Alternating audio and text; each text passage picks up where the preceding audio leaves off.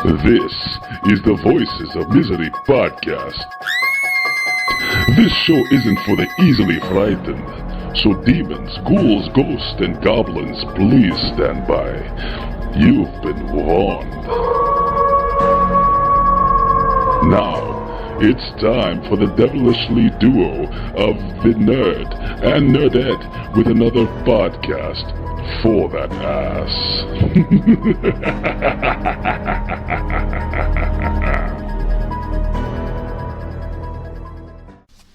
Hey, what's going on, everybody? It's the Voices of Misery podcast. I'm sorry for keeping you waiting. It's been a couple of days. How the hell are you all today? Huh? You guys having a good day? Huh? Let's have a good weekend. It's Sunday. It's over now. Yep, you gotta go back to work tomorrow morning. Sorry to throw that in your face, but you gotta work tomorrow, and I have to get to work right now. It's going to be another, wait a second, it's not a solo podcast for that ass. I have a special guest. Fuck you! Finally. Special fucking guest. She had her chicken broth, she had her vaccinations. We gave her a rabies shot, she's back. Rabies shot. You're such a dick. How do you feel? I'm fucking fine. You happy? You feel better again? Oh my god. Huh? You back? You feel good though? Seriously? Yeah. You feel good? You're healthy again? I'm good. It's weird because like you got your little eye thing the day before I got my eye thing. I think, right? Was it like a day? I got my Saturday night. I said there's something wrong with my eye. It's sore, and now I normally get a sty once a year, which is ridiculous. It never happened until we moved down here. Yeah. I would get them like as a kid once in a great while, but it was never like a yearly thing. Down here, I get them at least once a year. I don't know why. But Saturday night, my bottom eyelid was sore, and I'm like, fuck. I'm like, I think I'm getting another sty. You didn't think it was a big deal. You were like, whatever. You gave two shits. Then here I fucking go. And then I woke up the next morning, my eye was completely closed. Like, I couldn't open it. So I immediately thought, pink eye. Because that's what happens. Like, when you get pink eye, it gets crusted shut and you can't open it or whatever. Mm-hmm. And it was a pain in the ass to open. So I got a wet washcloth and I opened it up. And my eye wasn't pink or anything, but I moved my bottom lid down. And there was this massive freaking bump in there. And my eye was swollen. And it was leaking, like, constant, like, water coming out. It was freaking disgusting. Horrific. And I had it for a couple days. And then I just kept, I was looking up online how to get rid of them. And I saw that you got to constantly rub it and then hot washcloth and freaking all sorts of shit. So I kept rubbing and rubbing and rubbing. And finally it just like, I don't know, it popped or something because yellow shit started coming out. Oh, God. And so the swelling started to go down. And then the one night it was so bad I had a tissue between my eye and the lens of my glasses because it was just leaking constantly. And I'm thinking, like, what the fuck is going on? So, like, I washed the sheets again, and I'm like, but, like, I looked it up online, and it's, like, stress. Yeah, stress or... sleep, lack of sleep, I haven't yeah, all sorts of, like, weird things, and I'm just, like, both of us at the same time. Yeah, it just didn't make any other sense. So, I don't know, but mine is gone, but you're still dealing with it? Oh, it's a freaking nightmare. Look at this thing. Look at it. You see it? I got one at the bottom and one at the top. I got two. I don't know where the fuck this came from. It just makes no goddamn sense. That looks really bad. I don't know why I'm laughing, but that is bad. It's terrible. I don't know what the hell happened. I'm a very clean individual. Like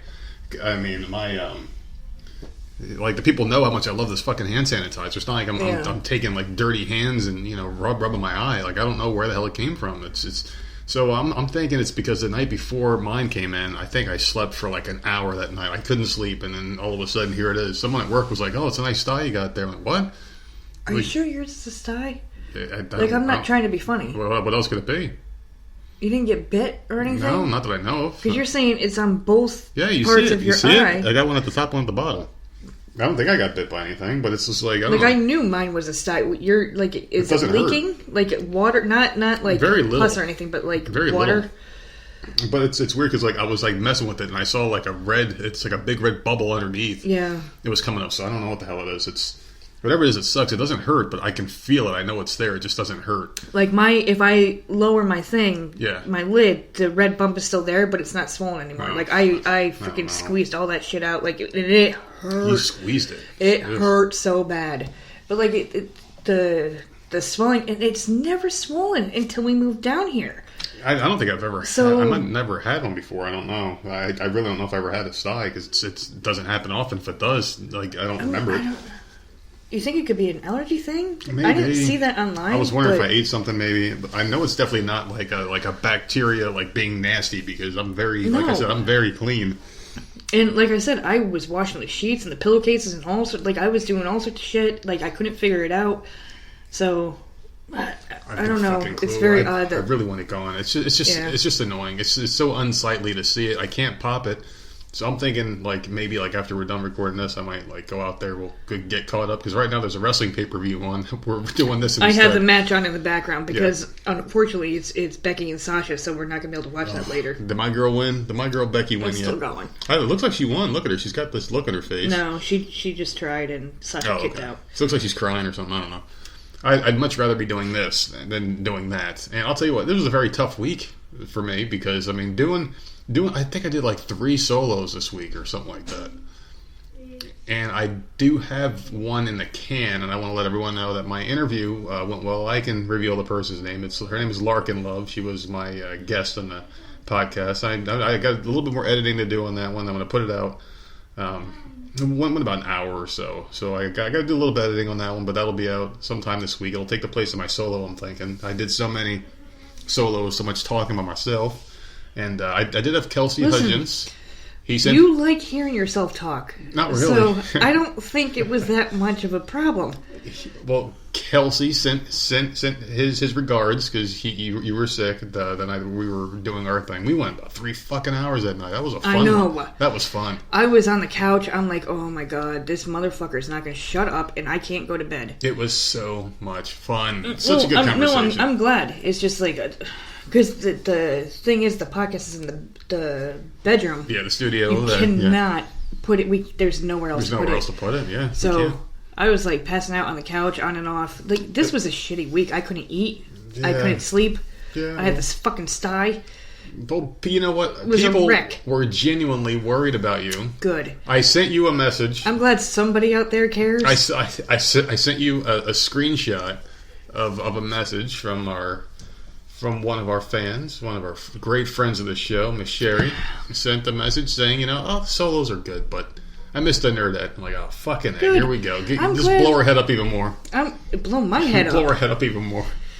Deflate yours a little bit. The people missed you. I'm glad someone did. The people missed you, so I was. But it does remind me comments pouring that this week, and I thought about it, and we were out of the house yesterday, which was Saturday. And it was in the back of my mind, but I didn't think about it until we had already come home. Yeah. But we need to get flu shots. Yeah. Last year we had them by now, so and I'm starting to worry because it's already up on the news that people are starting to get the flu already, and I'm just like fuck because our one daughter, it never fails. She gets it every year unless she has that flu shot. So we you don't even know what your days off are this week, right? Thursday and Saturday, I believe. All right, so Saturday, maybe we need to plan that out and get that done because I cannot have the flu in this house. I stress out too much. Yeah. Speaking of which, there is a work event right now that I declined to go to. I decline all these work events.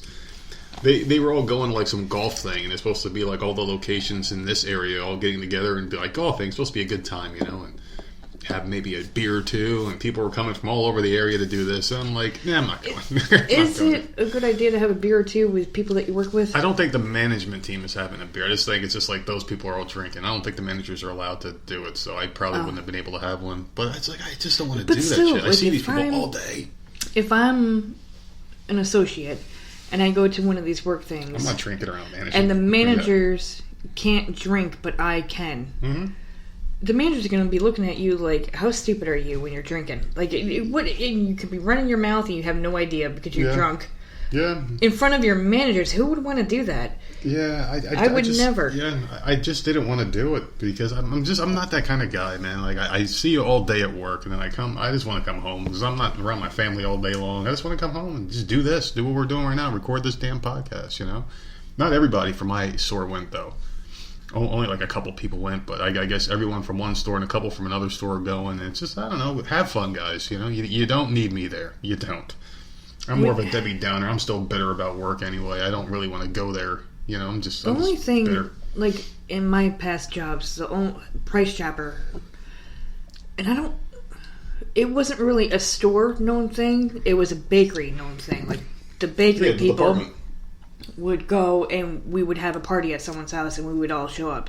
But I was also 19, 20, 21 years old. And we would go and we would hang out. And, the managers, like, they were so freaking cool. They were drunks. They would come in and freaking drink, and it wouldn't matter. But it was like an inside thing. It was a department thing. It wouldn't be people from other stores or upper management or, like, you know, a different department to rat you out or whatever. It was like an enclosed department thing. And that was fine. I had a good time with that. And then I grew up.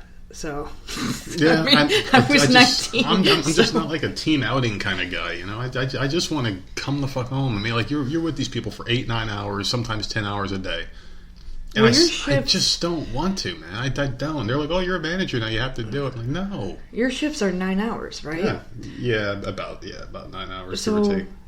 I mean, plus the drive there, it's like 40 minutes each way, so that's like almost 11 hours a day. Plus I sleep for 8 hours. I'm supposed to sleep for 8 hours. That's not much time to be home. I just want to be the fuck home. You're not home. I know one day this week you didn't get home until, like, I think after 9, and, like, you weren't here to tuck the kids in or nothing, and, like, that shit sucks. Yeah, and I came home. I don't know if I recorded that night or what the hell. I don't remember what the hell was going on that night. I don't know. It sucked though. I was out this week. I have no idea what the hell was going on. It sucked. But I do know that, like, in those days suck because the kids get up super early to go to school, and then you're not up yet, and then you go to work, and then you come home and they're already in bed. Yeah, tomorrow's a 9.5 hour day, so I'm like, fucking, it's just so much. They just need to realize that, like, some people have a family or lives or whatever. Some people just aren't down with that shit. I'm not cool with being out forever and ever and ever. Blame it on me. I do. I knew it. I knew it. I say this bitch won't let me have any fun. This bitch won't let me do it. This bitch. I fucking knew it. Yeah. You think I'm ever going to go to any of these work events? No. Hell no. I don't do that. I used to, but now I just say, no, you guys know. Like I said today, there's not enough room in my car for me and my anxiety to get there. So I'm sorry, I can't do it. There's not enough room. But I tell like Sammy the same thing. Our 11-year-old, like, if there's something, if I block someone on her phone because I don't like what they're saying or how they're talking, or there's something she doesn't want to do or whatever. It hasn't happened in a while, but I'm just like, blame it on me. Yeah. You know? Just, oh, mom's so annoying. I can't do this, or I can't talk to you. Like, just blame it on me. Yeah. You think I care? These kids say dumb shit. I don't give a crap. And so, like, the same thing with you. You don't want to go to something, I'm not allowing you out of the house. You get the fuck home. I just basically said the same shit. I'm like, yeah, you know what? I just don't want to, man. Like, I just don't want to. Like, it's not a good time for me. And a lot of it is because I have anxiety, social anxiety. I don't want to be around people. I just don't want to. I dread social events and being around other people. I just don't like it. But there is something for that. There's something that helps me out, though. Not really. It doesn't make me go to these events because I fucking hate people. I don't think anything will change that. But something that does help me with my anxiety. This comes from our good friends at CBD Medic. CBDmedic.com. They have a lot of different things like herbs, creams, oil, gummies, all sorts of like yummy goodness. And what they do, they have a sweet website, and you can actually get a discount on the website by using our code VOMPodcast10. You save 10% off any order, not just like $100 you got to spend. No, any order you get 10% off, and that actually helps us out because this show is free for all of you, and we're going to keep it that way. And we also want to help out our friends at CBDmedic.com because they make some great quality CBD products. That helps me. Helps me, get a few winks.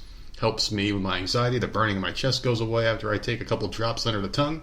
Or have one of their delicious sugar-free gummies. Yes, sugar-free. I can stay keto and enjoy the benefits of CBD and everything that comes from it.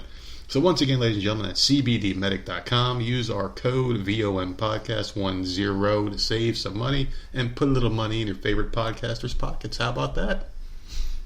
What do you think about that commercial? You think that was good? Anything that helps you helps me. So exactly. So help the nerdette. There we go, man. Becky just won. Thanks, just tapped out. God damn it. God. I'm happy. I love me some Becky Lynch, but you know what? She needs to lose that belt. Well, no, you know what? She's better chasing the belt. In the very beginning of this podcast, how many times did I bitch about Sasha and how much I hate her? Yeah, you hate Sasha with a and passion. I'm starting to really like her. Yeah. So I don't know. And she still botches shit. She still fucks up. But I like her more now since she's come back than I ever did before. I kind of want her and Bailey separated. Yeah, it just doesn't make any sense though. Like you brought Sasha back with all this hoopla and the blue hair for some reason. Like blue hair means she's evil. Hair. Like that means she's bad now. She's got blue hair. I don't fucking know. So what do you think about that CBD Medic stuff, huh? We see a lot of things happen this past week. Got a sponsor. We got one of those cool codes now we can give people, VOM Podcast 10 on CBDmedic.com. They can save money and put a little money in our pocket, and should be getting a nice little shipment of free goodies from them to sample and try out on the show too, which is going to be fun. So what do you think about that, huh? You go away for a week, come back, we got a sponsor. Isn't that fucking cool? I didn't go anywhere. He disappeared for a week. Oh my God. Left me all to myself. I don't know.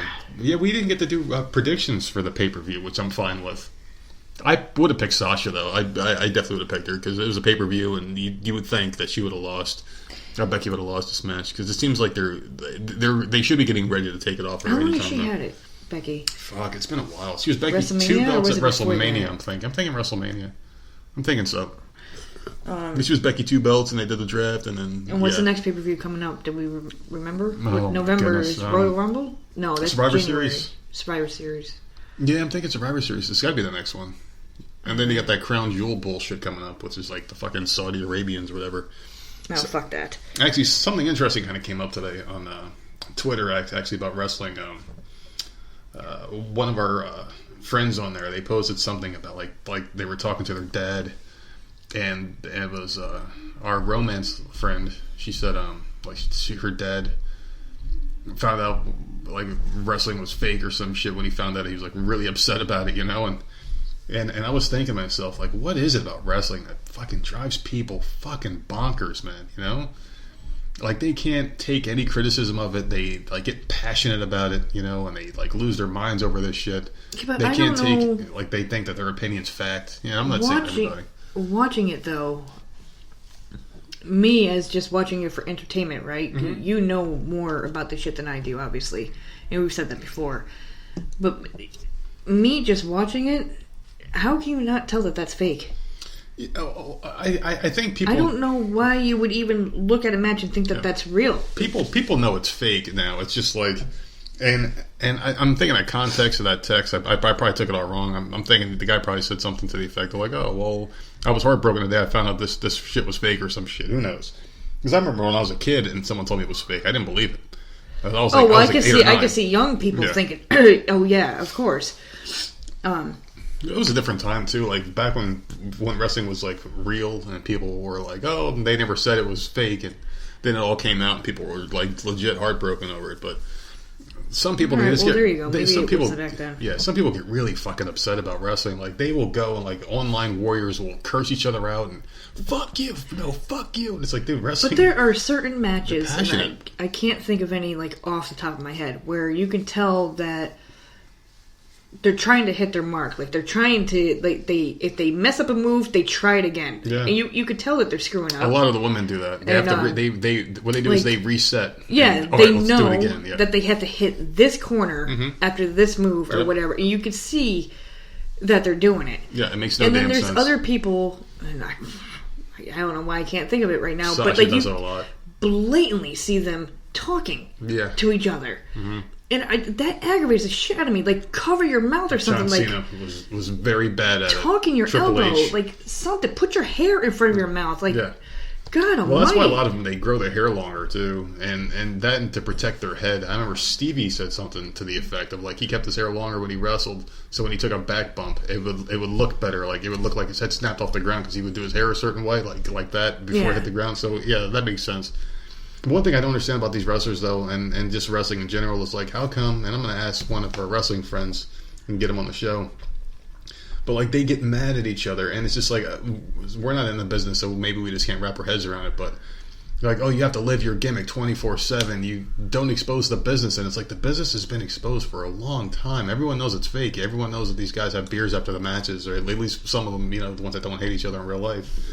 Like, you got to live the business. You got to breathe it 24/7, and it sounds to an outsider really ridiculous because, like, does Brad Pitt or like Tom Cruise or Tom Hanks, like, does Tom Hanks walk around like Forrest Gump 24/7? No, because he's exposing the movie. You know what I mean? It's like. It's the same. What did you think about the whole Lacey Evans and the cop thing? Because I thought it was funny. A podcast that I listened to that's not a wrestling podcast was saying stuff about it. Yeah. And like everyone that watches wrestling knew that she was in character or whatever. Mm-hmm. But people were like in a freaking uproar over it, and I don't know if it was people that don't watch wrestling or whatever, but she had to come out and like say that she was in character, and they were pissed about blah, that. Blah, the wrestling blah. people were pissed because she broke character. Like, no, you had a good thing going. Why'd you break character? It's like, oh my god. I'm just like, like she was trying to promote something, and like it got blown out of proportion. And the cop was smiling. He was like laughing about it during the thing. That's stupid. There's something else I wanted to talk about too, but I don't want to jump around too much, So I finally got you back on the show. I don't want to. Jesus Christ! I don't want to jump around too much. But yeah, like that's something I never understood because like you don't see like these movie stars walking around like Jared Leto didn't walk around as the Joker 24/7 because he'd be exposing the movie if he wasn't the Joker. It's just like why do wrestlers get put in this weird world? It's just this weird fucking like fraternity. That, like, only they believe in it still. You know what I mean? It's like, people don't believe in it. Like, you can watch it, of course. You can enjoy it. Like, we enjoy the diva, or, the woman matches.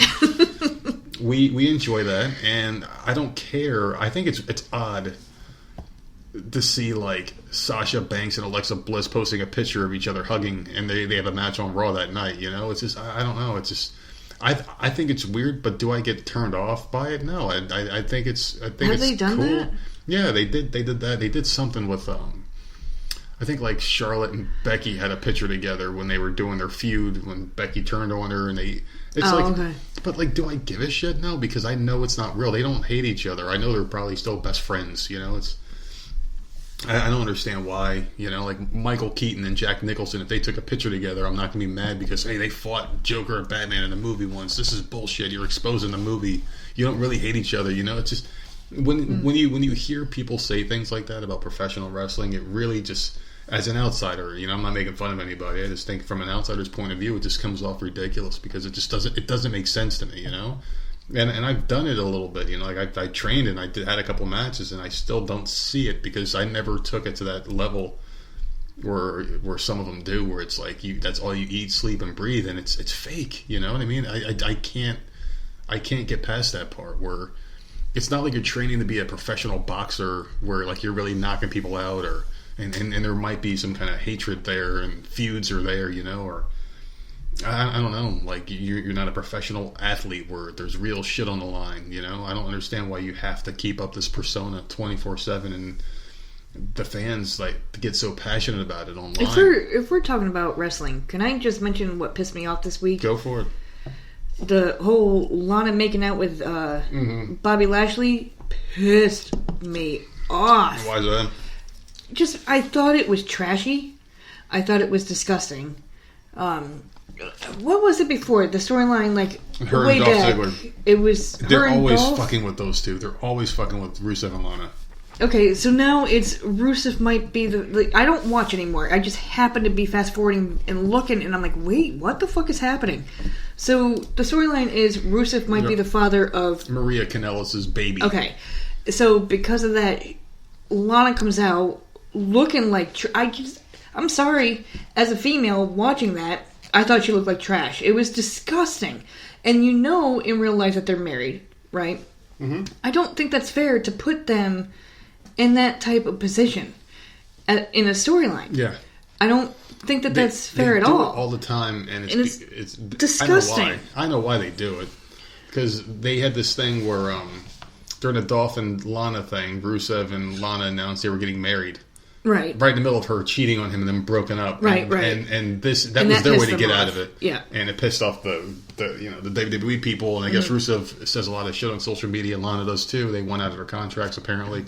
And they're just trying to humiliate them. That's all they're doing. Breaking news, though. I got a text message right now, okay? Big Ray wants me to ask you a question because he knows we're if recording it's right Kinker? now. No, it's not. Okay, because I'm about to punch him in his face. So Big Ray, no, it's not really a question. It's more or less a statement. He thinks you hate him. Well, so that what is doesn't your help. reply to That doesn't help that I just said I'm about to punch him in his face. He thinks you hate him. So I'm going to give you the floor. Listen, Big Ray, you kinker motherfucker. Kinker. I don't hate you, dude. How am I supposed to talk to him? I'm not on any of the social media. Yeah. I don't, we don't text. You text. You check it a lot. But, how am I supposed to talk to him? I don't understand why he thinks I hate him. I don't know. He thinks you hate him, though. He thinks you hate his guts. Oh, my God. Dude, paranoia, man. Seriously, you know who I hate? I hate my family. Most of my family. Damn, deep. So, that's deep. I don't hate... Why? Did something happen that I don't know about that I'm supposed to be hating people for? He's been thinking that for a while. He's been thinking that you hate him for a while. I think you told me that before. I think you said that I think he thought that something. before. And, no, I don't hate him. It's just, when do I really get the opportunity to talk to him? I don't. So, whatever. You kinker bastard. I don't hate you, man.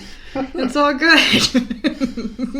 Well, if it makes Ray feel any better, I'm a kinker bastard too. And I've said that. And you hate me, so you hate me. The two of you are two peas in a freaking pod, man. And our door is open for when he does travel through to Atlanta. And I think I'm going to be running for the hills because it's going to be two kinker bastards in the house. Running the streets of Myrtle. I don't even know if I could. I don't even know what I'm going to do. But, I have no problems with him. No. I don't know why he would think that. I don't know. I never said anything like that, right? I don't think I ever implied that. I don't think so. No. She enjoys Big Ray. Big Ray's a funny guy. Yeah, I think he's fucking hilarious. Yeah, he's very funny. I would like to have him on again. Just come on. I have no problem with that. He's fucking awesome. We got his origin story, his life story. Now when he comes on again, we can just sit and bullshit like we're doing right now. Just talking, man. That's what we do here. We've already gone almost a half hour. Got my commercial out of the way. I forgot because you've been gone so long. Oh my God! People were beginning to think we got divorced. We're close. We're real close there. Yeah. Well, whatever. I don't hate this dude. So end of story. Okay. You know what? What's that? News. This is breaking news this week. I got some news too. What's that? I'm super excited. I know you don't give a shit, but I'm super excited. Stranger Things got picked up for season 4, and I am fucking pumped. Well, we kind of knew that was going to happen. Well, they signed on for 4 years. They signed on, but it took them forever to renew or whatever. So I'm thinking next season will be the last one because I think they're getting a little too old. Their voices are starting to change. These boys or whatever. But I'm excited. Older, yeah. So because I know you want to end Netflix. So as long as we end it and then we get it back that month. Subscribed today actually, and today was really because I'm in the middle of something. No, it went away, and I re-upped it for this month because Breaking Bad comes out next week. This week, Friday. Right? Oh, okay. So this Friday, So we know what we're doing on Friday. We're gonna be watching that. No, I say we wait till Saturday because I'm off Saturday. We'll have a few drinks. We'll watch it. You're gonna make me wait. Yeah, wait one day. Or wait, since I'm off Saturday, maybe Friday night we can stay up and watch it. Well, if you're off Saturday, maybe we're going to do a podcast on Friday night. So maybe I can wait.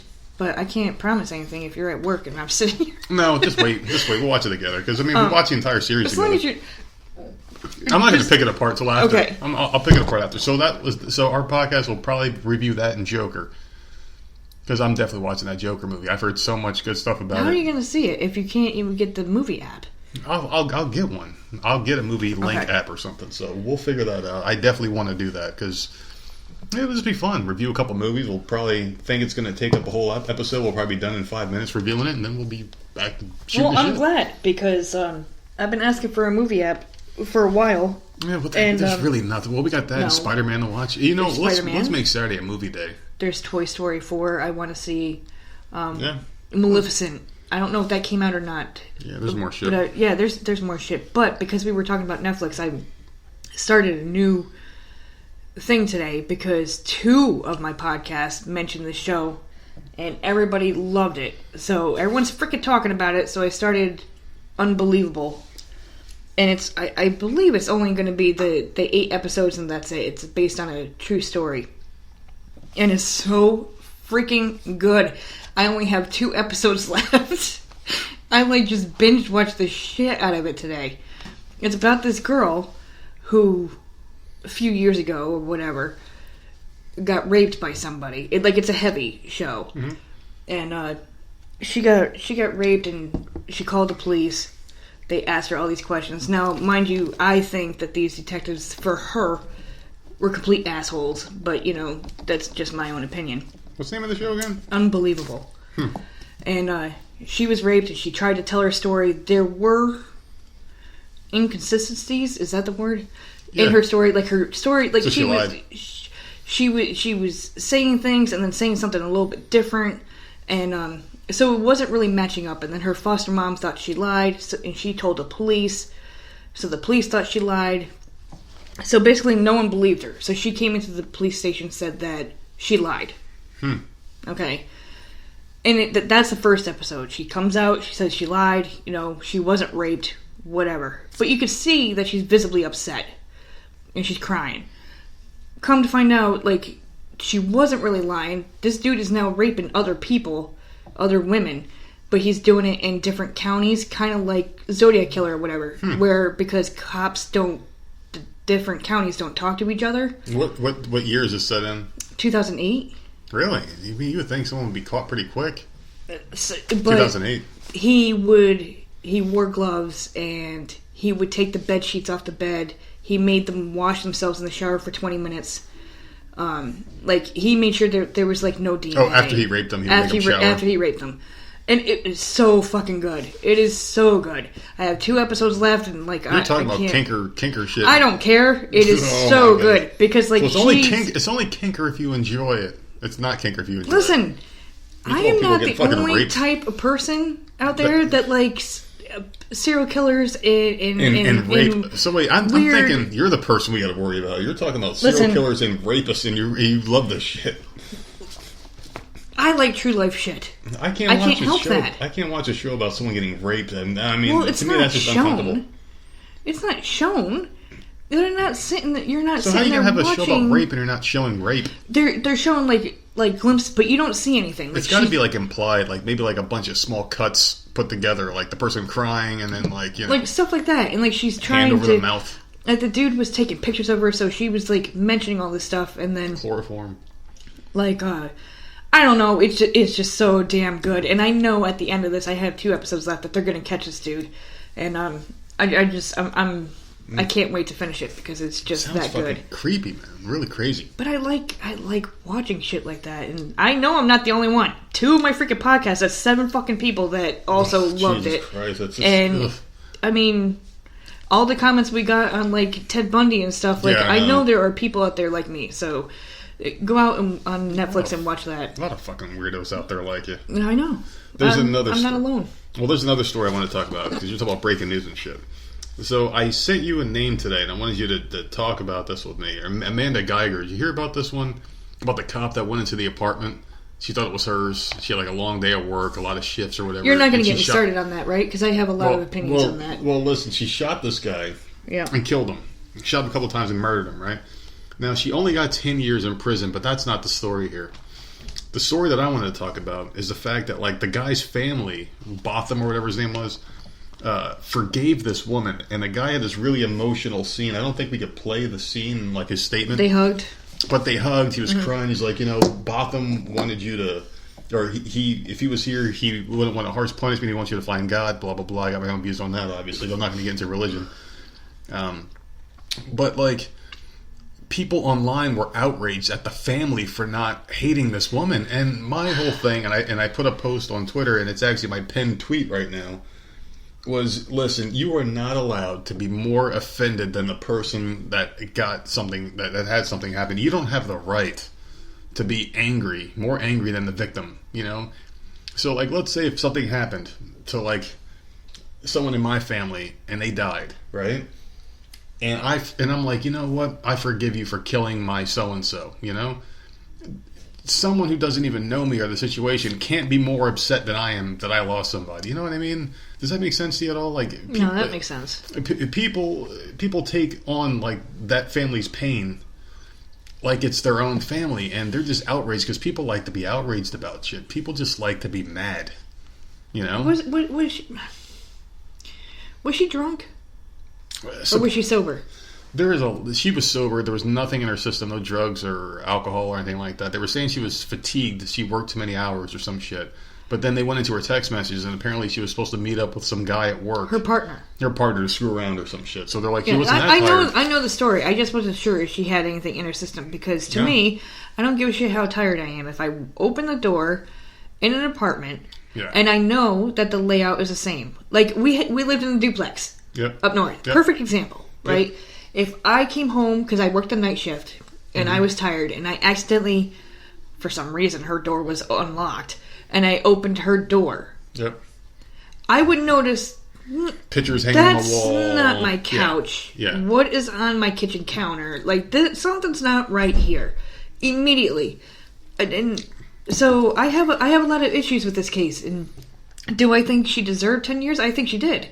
She deserved life. I don't know if she deserved life, but I definitely think she deserved more than 10 years, and I'm glad that she got something, because I think they're not telling the whole story, or she's not telling the whole story. Something fishy is going on. Something really fishy that no one knows about, because like they're trying to say there's no connection between the two. Like they never supposedly never met. Going on. Something happened. Mm-hmm. Maybe like he did something to her, or she did something to him, or maybe she was just racist, or who knows what the situation is. No one's ever going to know. That poor guy's dead. Because even the cop body cam shows the cop walking in the door, down a hallway, into the kitchen, so there's stuff on the counter. Oh, see, I didn't know about the body cam. When you first walk in, if I'm her, and the kitchen counter's there, and there's different things on the counter than what's on my counter, and then you walk in, and the TV... It was an execution. It was a murder.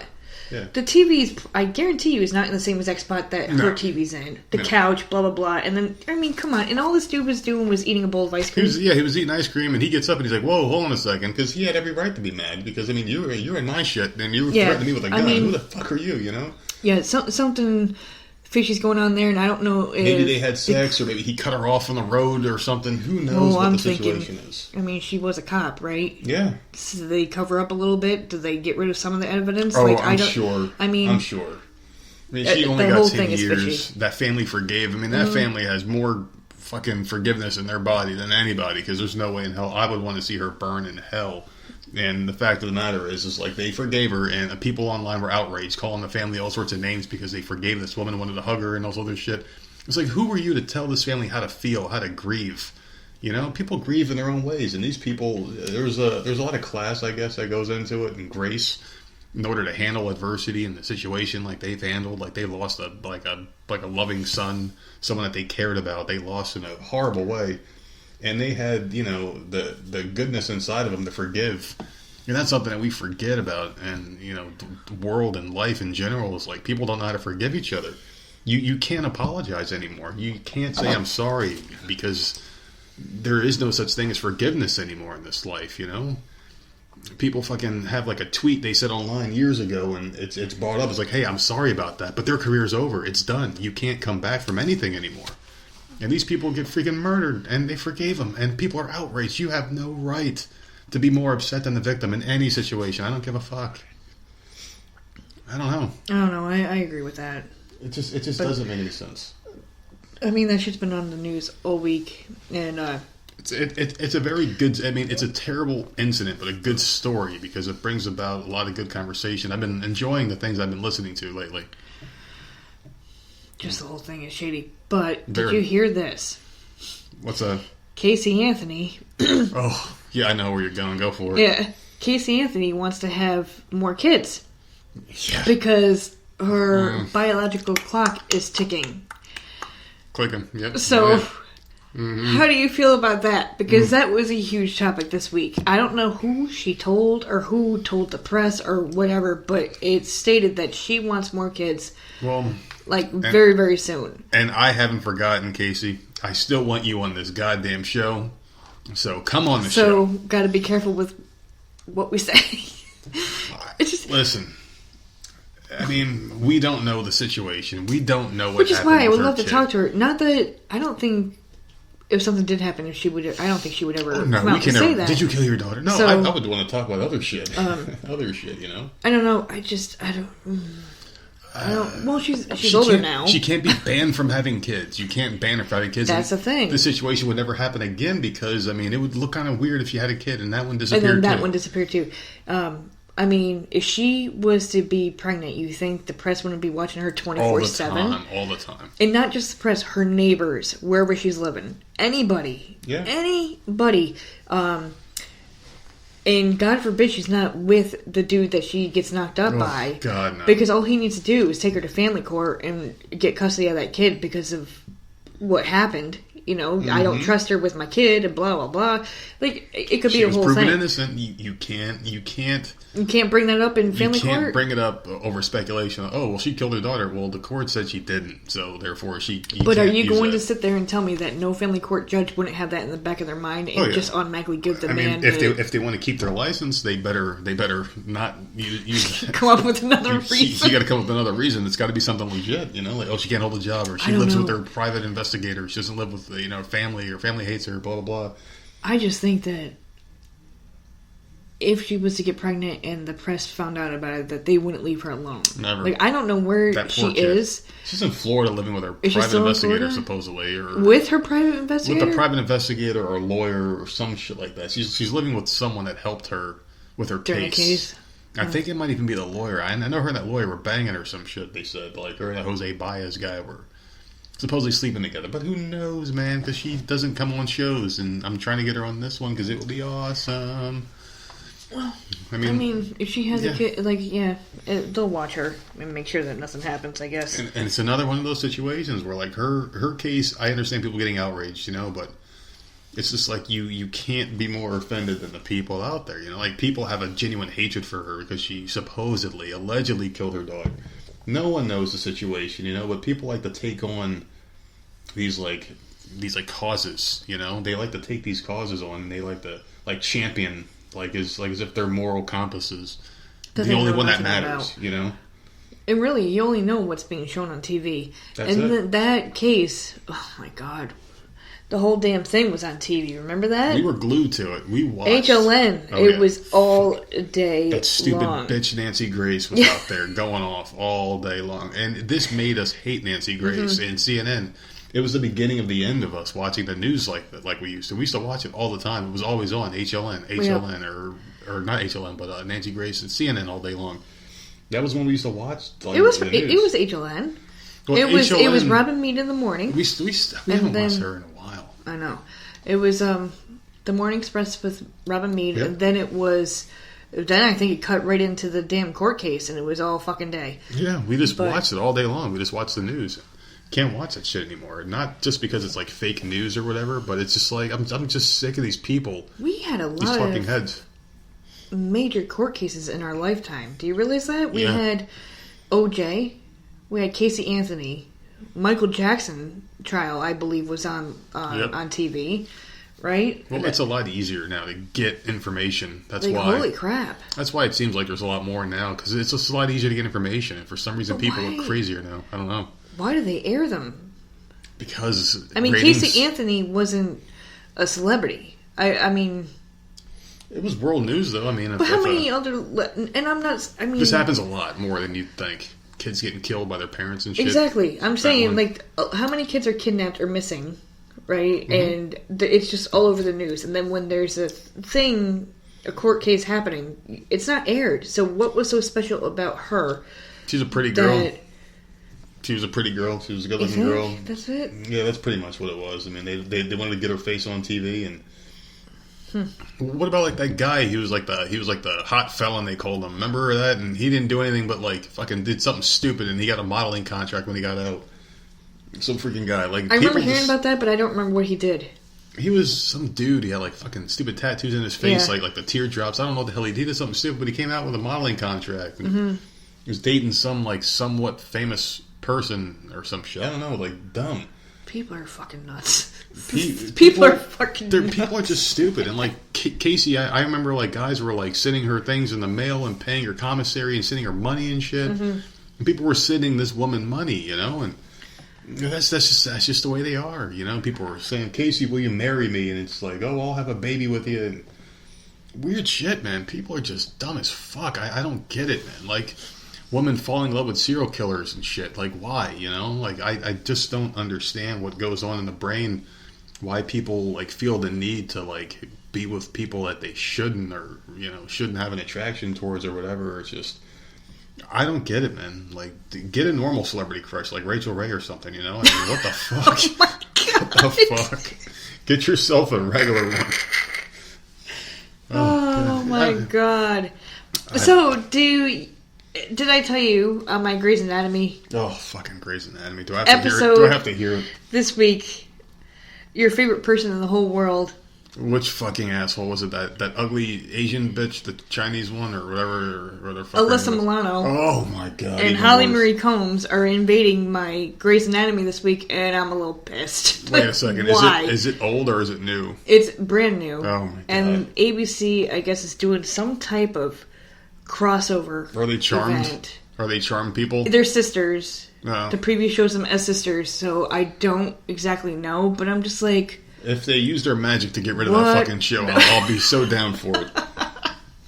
Use their fucking magic. Use a Book of Shadows to banish that fucking show. Oh, God. It's like, why? Why? I don't know, man. And I think Cheers is going to the Goldbergs. Like, all ABC this week is like crossover weird ass events that I don't understand. What the hell are Holly Marie Combs and Alyssa Milano crossing over? That's what I'm saying. Unless they got to be charmed. I mean, neither one, unless she's Samantha Maselli grown up. They said from Charmed, but I don't know if they're playing those characters. They kind of have to. What else do they got? Let's hope not. You can't do that. Let me guess. Alyssa Milano's going to pull some feminist bullshit on that fucking show. Have to fucking...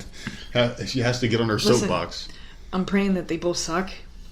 I don't want them on that show. Oh, like, please suck and have a crappy patient scenario, because I don't, because some people, like, go on and guest star or whatever, and then they come back, and it's like they have a freaking, I don't want them on that show. Like, please, it's already shitty enough. I don't need two freaking bitches from the 90s to come back.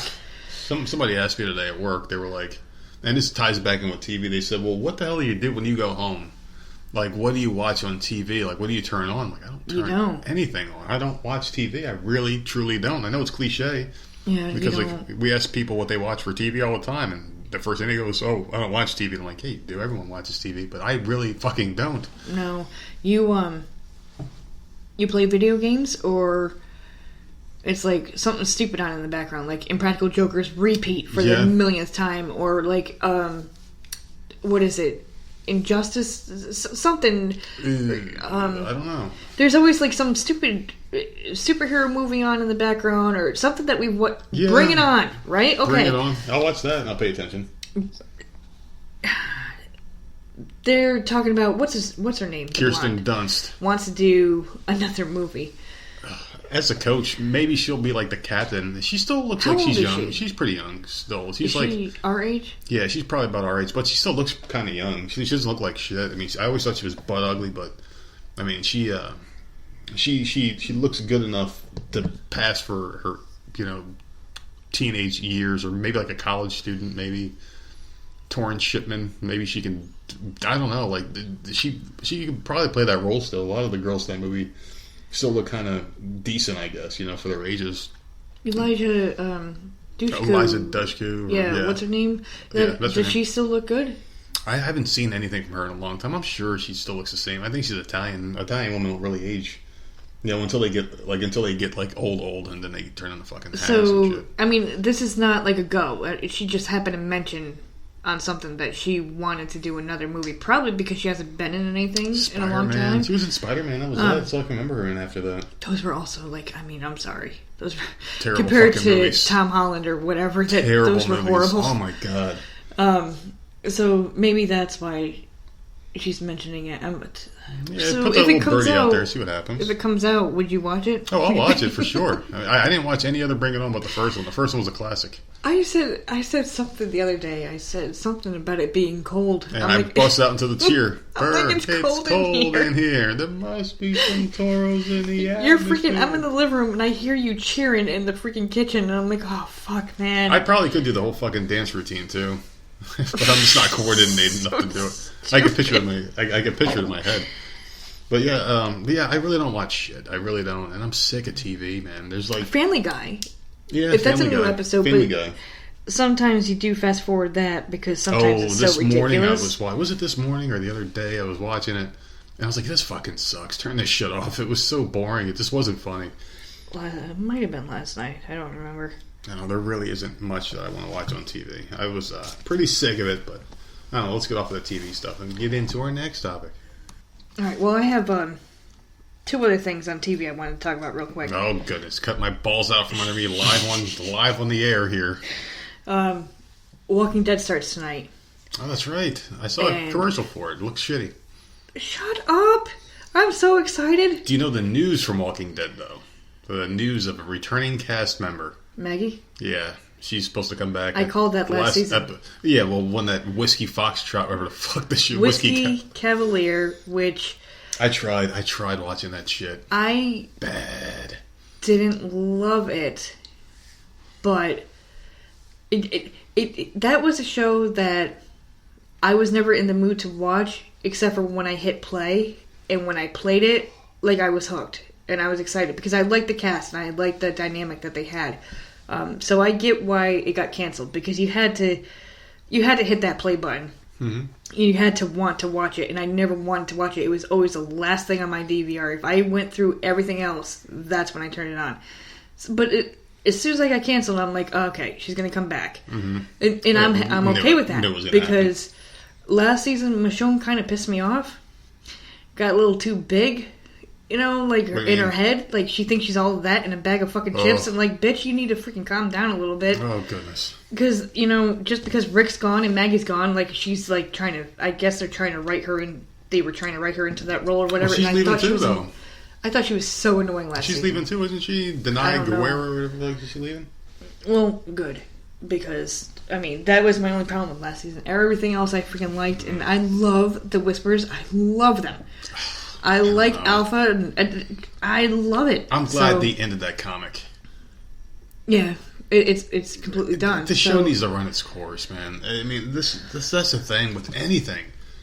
It has an expiration date, and The Walking Dead is a comic and a TV show that could have gone forever if they were not in the same universe. Like Fear the Walking Dead could have. Well, I mean, I loved that show more than I ever liked The Walking Dead at one point. Like before that Madison bitch got like really annoying, that resting fart face she had. I really she always looked like she was holding one in. Apparently she got killed off on the show, so maybe I'll go back to it. Because as long as I know she dies, I might go back and like where I left off and just watch it again. Because I love the show. Because you don't know where it's going. But being a comic book fan, and I did read every Walking Dead from the beginning to the end, I always like kind of had like almost like a snobbish attitude. And I know our good friend Miss Addicted will listen to this because she's a writer and she knows, I don't know if she's an actual writer, but she reads about, or she reviews the romance novels that she reads, whatever. And so when you read a book or a comic book and then you go ahead and watch something like a big screen adaptation, you almost come in with like a attitude, like a little snobbish because I read the book and the book's better. You know what I mean? I can agree to that because I did Hunger Games and Twilight. Yeah.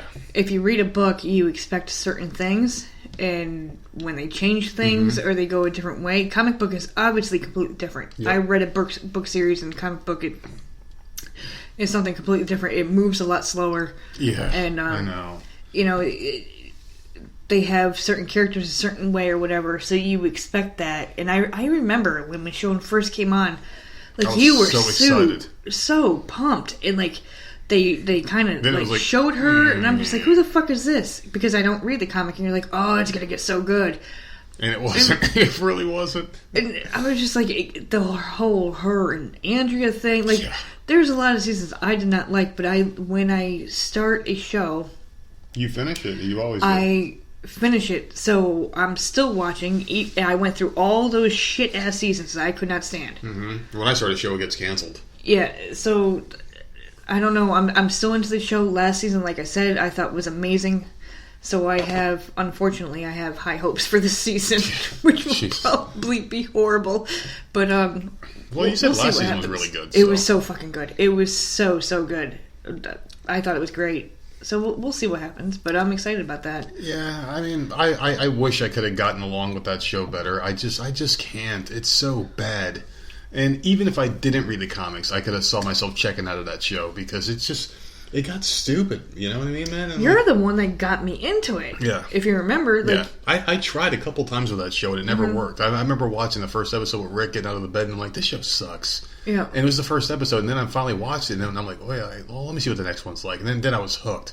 And I think I came in the second or third episode of season 1. I was watching it. Because you were watching it and it was on in the background. I got a DVD somehow of the first season. Yeah, and I didn't buy it. I got it somehow. That was back when I was going to the library all the time and I was reading J.R. Ward and Suzanne Brockman or whatever, and I was sitting there reading, and you would have it on in the background, and I'm like, well, this show's not that bad. You know, because I don't like zombie shows or movies. Like, what the hell are the ones that you watch? The stupid movies that I cannot freaking stand. Night of the Living Dead? Dawn of the Dead, Night of the Living Dead. Yeah, I don't George like Romero them. films. I love them. I hate them. So, I didn't have hopes for The Walking Dead at all when you started watching that. And then I got hooked. So, Glenn, I thought was freaking hilarious in the very beginning. The Asian boy. The Asian boy. Shane, I fucking hated. I love him. He was my favorite. He's still my favorite character in that show. I'm Team Shane forever, man. But I remember saying, I don't know if it was season 2, 3, 4, I don't know what the hell season it was, but I remember saying, wouldn't it be funny? Mm-hmm. And this is before I was on the internet and social media and all that shit, looking at stuff. But wouldn't it be funny if one day they ended it and Rick just woke up from a coma? Yeah, in the hospital bed. That's the way it should have been. And it was all just a fucking dream in his head when he was in a coma. Wouldn't that be hilarious? That's the only way you can end that show. Shane and Lori are just sitting by his bedside, Carl waiting for him to wake up. But it's gone so far past that point. I don't even know how the hell they're going to end this at all. I mean, there's really someone has to wake up from a dream. Someone has to. There's no way you can have it end any other way unless, you have it. And really shittily, they're all back to back to back, and a horde comes, and they're gonna die. They're saying their prayers, and the screen cuts to black or something. Because that would also be one of the worst endings of all time. Because people expect an ending when they watch a TV show, and it's interesting because I was reading an article, and they said Dexter was one of the worst shows of all time. It's so funny you said that. I didn't hate it. I didn't hate the ending. I thought it was okay. The podcast I listened to, they must have read the same article. Was that this week that you read that? Yeah, I think so, yeah. Because they were saying all the Sopranos, worst... Seinfeld, I think, had a good one. Yeah. I think Seinfeld, they said it was a good one. I don't remember. But I was sitting there after listening to that, I'm like, what finales did I not like? And You hated Dexter, I thought, the end. Dexter, I think, is the only one that I absolutely hated. Friends, I thought it was rushed, but I loved it. Yeah. I liked it. See, I can't think so far back as to 90210 and stuff that I used to watch way the hell back when. But I think Dexter's the only one that comes to mind that I absolutely hated. I didn't hate it. But he handed his kid off to the one girl. That woman he was obsessed with. His sister was dead and he dumped her in the ocean. And then... then he's out as a lumberjack. Body or some shit. It's weird. It was maybe I gotta rewatch it and I'll hate it. It was all fucking odd. Breaking Bad, I didn't hate it. Walter I think died. I hate it. I didn't like it, but I think I hate it less now knowing that there's a movie coming out this week. Yeah. So, but I remember looking at you after Breaking Bad and I'm like, that's it. He can't be dead. Yeah. You can't end it like that. What happened? Is he dead? Is he not dead? And I don't know. But I don't think he's dead. He was smart. I can see him planning something. He wasn't fighting strong or whatever, but like in his mind, he was very, very smart. So I can see him coming out of it. But there are pills out there that can slow your heart rate down to like nothing, where like you wouldn't even know you were alive. So I could see him getting pulled out of the coroner's office by the guy who was supposed to give you new identities. Like maybe he was too big, where he had to quote unquote die, get like a toe tag, put a fake body there or something. Because he had a new identity and he came back. Yep. Like, he was already gone. So, yeah. I mean, like, we need Walter White's body to really get the dogs off his trail or off his scent or whatever. I could see that. Now, you were a big Boy Meets World fan, right? Yes, but I don't remember the finale. I loved that show. No, this isn't about finales. This is about a money shot. Okay. So some people know where I'm going with this. Remember Maitland Ward, the actress from the show? No, who she played? I don't know names. You got to tell me who they played. You got your thing. Hold on a second. Let me type in her name real quick, because I want you to see who the fuck this is. I didn't know who the hell she was, and I watched Boy Meets World for a little while. I was never a big fan of it. The mom? No. She was one of the girls. I think her name was Rachel. What? Rachel in the show? I remember him in Topanga. That was her. This was like when they went to college. When they went to college? Yeah, they had like a black chick on there. Her, Daniel Fishel was there. These F words, and then like her. Look at that cast! I missed that show so much. But like, she was on the show. Apparently, she was a roommate. I think she lived with a black chick and someone else. I don't remember. I think they were all roommates at one point. But anyway, that actress is now doing adult films, and on TMZ they caught up with her, and she's like, "Porn's not going to hurt my career." And I guess she takes it really seriously. I was hoping you would have known who she was, but I didn't remember who the hell she was from Boy Meets World, because I was never a huge fan. You just literally showed me a cast photo. A picture of the cast, yeah. And I think I recognized 4 or 5 people in there. Well, I did not recognize her at all. Well, Topanga, obviously, the one douchebag brother with the mop hair. With the mop hair? Yeah, he had like the shitty hairstyle. He looked like a Brillo pad hair. The best friend. Sean... His stupid brother who came out of nowhere. Name. Yes, I don't know. And then, like, you had, like, the black chick. I remember the black chick because Sean dated the black chick on the show. And I think that was her roommate. Okay. Rachel was the roommate, but that's Maitland Ward. Anyway, she's now starring in, like, she is literally getting fucked for money now. And it's like you were on a TV show. No, well, I mean, like, that's not bad at all. No, I'm definitely not dehumanizing her. I think it's cool she's doing what she wants to do in life, but... That's one that gets your take on it. If you can't get a job, I mean... You gotta make money somehow. You know? What else are you gonna do? I mean, she's not... I'm not saying she's ugly, but she's not, like, model pretty. Like, it's not like she can model, and if you're not getting a job in the TV or movie... Because you just literally... You showed me a picture, asked me her name or whatever, if I remembered her. I had no idea who the fuck she was. So if you're not known for something, and you're, like... I really Maybe that's all she could do. Like, I don't remember her at all from the show. This is her now. I remember everyone else in that photo. I don't remember her at all. Yeah, she's doing adult films. She doesn't look horrible. Yeah, I don't remember her. She's got some jigglers on her. She grew some big boobs. Probably implants. Probably, yeah. But I mean, like, good for her though. You know, you're making money. You're doing something. You know, that's cool. I mean. Obviously, I don't have a thing against porn stars because I interview them for not a living, but I do them sometimes. You know, I talk to them, and I don't think there's anything wrong with it. But I just want to get your take on it, really, because you're a big fan of the show. I want to know what you thought about it. But obviously, you don't know who the fuck she is either. No. Wouldn't that be funny if, like, she woke up in the morning and, like, or like, if she was flipping through the channels on Nick at Night and saw herself on Boy Meets World? Who the fuck's that girl? Oh, that was me. Probably. I don't know. I really don't know. But yeah, I mean, like, there you go. Maitland Ward is doing fucking porno now, okay? I thought that was something, and I still don't know who the fuck she is. I kind of remember, but I don't. I watched it every week, and I don't know who she is, so I don't think anyone else does either. But Batwoman starts tonight, and I'm pissed. Why? Because DirecTV has now taken away the CW. It's gone? Fuck. It's like every week with them now. I can't watch. Riverdale starts this week. Can't watch it. Is Luke Perry dead yet on that show? No. He's still on it? Yeah. Fuck. The Flash, I can't watch. I am fucking fuming.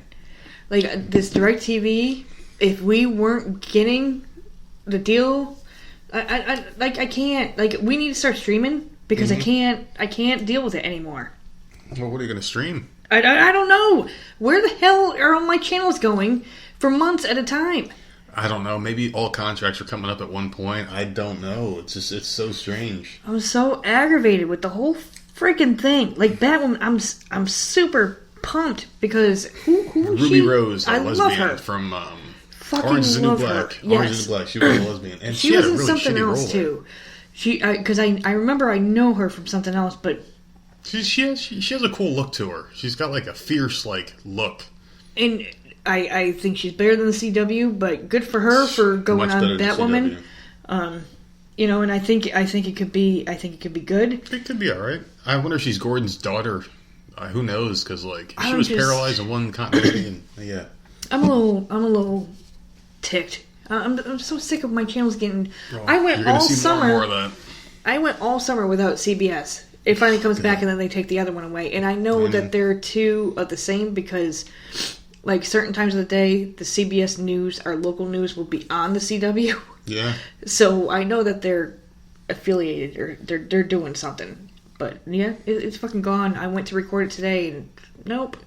I am not Can't see excited it. about that show. I won't watch any of those shows. I'm just over it. And I love comics. I can't watch the shows. And maybe because I am a snob when it comes to comics and I read them all. But You don't like the Buffy feel to all the comics. it is all Buffy. CW. I've talked about this before in previous Mm-hmm. shows where it's like you got your Giles. And I can literally go through every character in Buffy and compare them to someone in the show and it makes sense.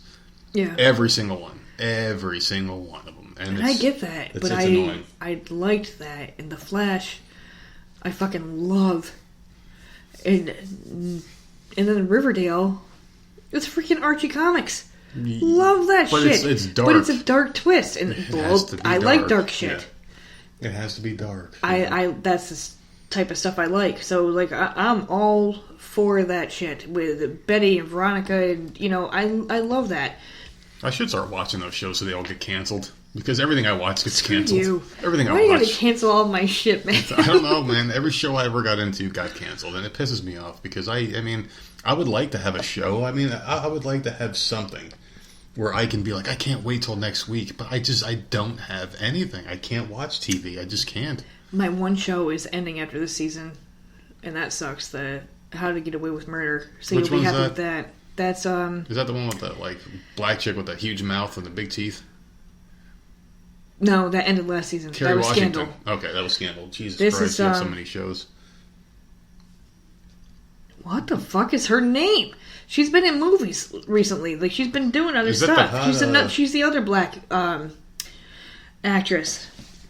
Oh, I can't remember her name, but they're ending it, and I'm hoping that they knew they were ending it before they taped the season. Because you ever watch a show where it just gets canceled or it ends and there's Every no ending? Netflix show.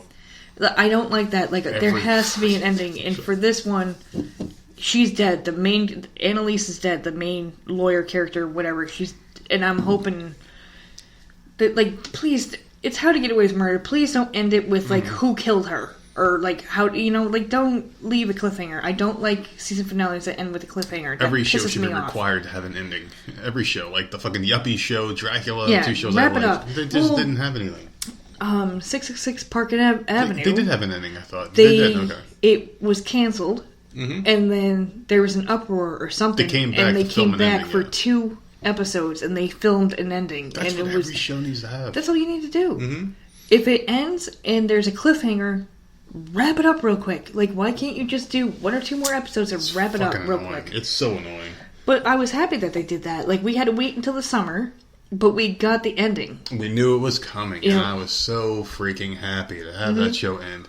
I mean, I love the show. I'm just glad it had an ending because, like, I feel complete afterwards. I just don't like these other ones that just come out and they fucking get you all invested and like you waste your time, watching the show. Like Gotham got canceled. They brought that back for 1 season so they can get rid of it. Right. I mean, so fucking bad that show was too near the end. for me, like, because I'm so invested in every freaking show that I watch, like, if there's a cliffhanger, it takes me a while to forget that there's a freaking cliffhanger there. I'm still pissed off about the damn Dallas reboot that had a cliffhanger, It never got renewed. I don't know anything about that shit.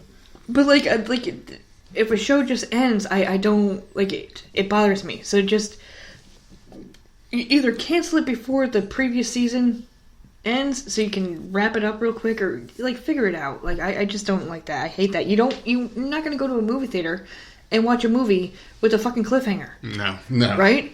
No one in the world is going to do that. Unless it's like Star Wars, where it's like, okay, we're going to have a trilogy, and it ends with the Luke Skywalker fight, and then the next one picks up where that one left off. But that's a guaranteed trilogy. Yeah. But you're not going to go and...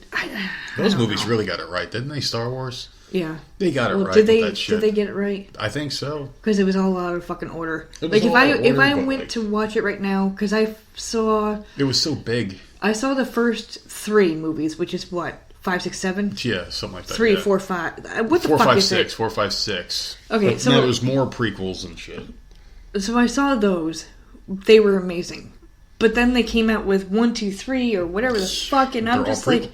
And I haven't watched any of them. So how do I watch it? Do I watch it?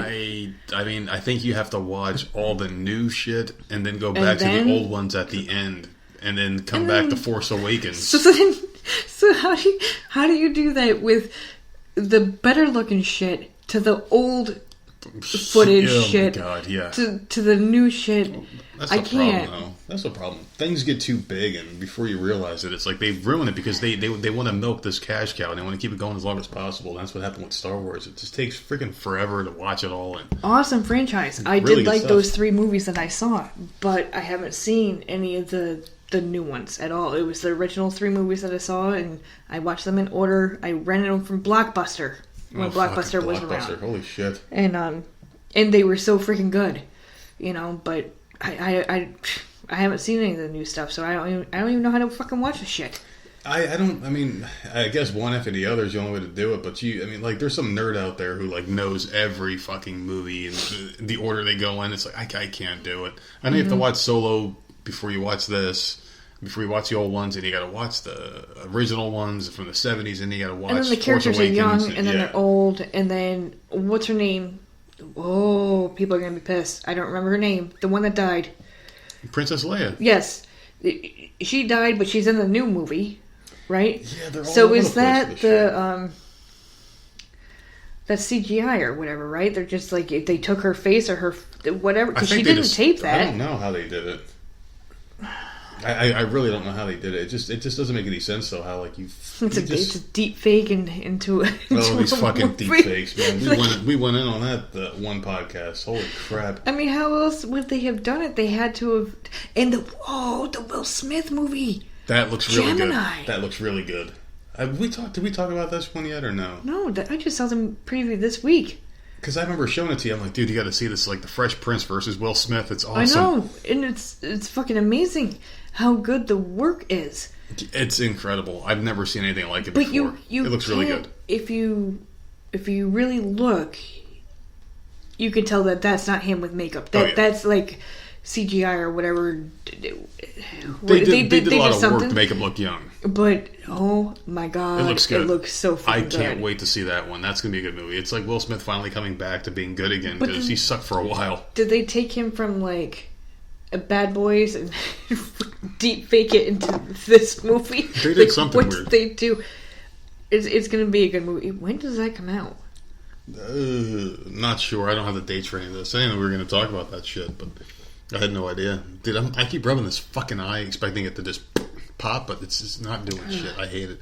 I'm definitely going to put a warm compress on after this. We'll probably go out there and maybe watch a little bit of pay-per-view or something. I don't know what the hell we're going to do after this, but I definitely want to get this thing taken care of. I'm going to put something on there and just fucking... Yours lasting a lot longer than mine. What the fuck is going on? So maybe because I'm constantly stressed. I live in a constant state of stress, And so are you. That's why I'm going to ask you this question next. How does it feel to wear that Apple Watch in your hand? Has it told you you're dying or anything yet? Or not yet. Although... You're wearing an Apple Watch right now. I beat my goal today. You gave me an Apple Watch this week because I hated wearing it. I don't wear jewelry. I don't wear watches. I don't wear anything like that. So I didn't think I was going to like it. Did you text? No. Your text in your phone call did come up on here, but I didn't The texting's cool. Type all that. That I did like. So I'm wearing it, and it's counting my steps, and it. Oh my god, it gets mad if I don't stand for a certain amount of time. Oh, but I'm like, dude, I was just fucking standing. And so I think I need to up the sensitivity or something, because like I do stand up, and it says you need to stand up for at least 1 minute every hour for 12 hours, whatever. Yeah. Like, bitch, I'm not fucking sitting down on my ass all fucking day. I am up and I'm walking around the house and stuff. Why is that not fucking counting? So I don't know, but today I beat my goal. I went over my goal. Maybe it was because, when did you give it to me? Just the other day. Well, so it maybe just I got wasn't set wearing it the up whole yesterday. amount of time. I just set it up yesterday. But I heard about this story, and I don't have it pulled up in front of me, but I heard about the story about this older man. Not that old. I'm thinking 40s, 50s, whatever. Where he was wearing the Apple Watch, and he was just going about his day or whatever, and the Apple Watch alerted him that his heart rate wasn't right. And he called 911 or whatever. He was feeling fine, but he called 911, and come to find out he was having a heart attack, and he didn't realize it. And that's why I haven't taken the damn thing off, because if it can save someone like that, like, like that's my paranoia all the time. That something's gonna fucking happen. Yeah, it's scary. And I don't know, because we never go to the doctor. You and I never we don't go to the doctor, period, for anything. Something could be hurting, and it doesn't matter. We just don't go. We'll just get over it. Because, like, seriously, like, I feel like fucking sitting in a germ-infested freaking waiting room, and then into another room with a bunch of fucking hypochondriacs and that sneeze once and have to go see the doctor. And then sitting there and waiting forever for the doctor to come into the room, and it's just like, no, I don't want to do that. So I just don't want to know if there's something wrong. If there's something wrong with me, I just want to drop dead. I don't want to know what's coming. Even though it could be preventable, I just don't want to know. See, I'm a little bit different, because I don't want to go to the doctor, but I want to know if something's coming. So I'm fucked. Either way.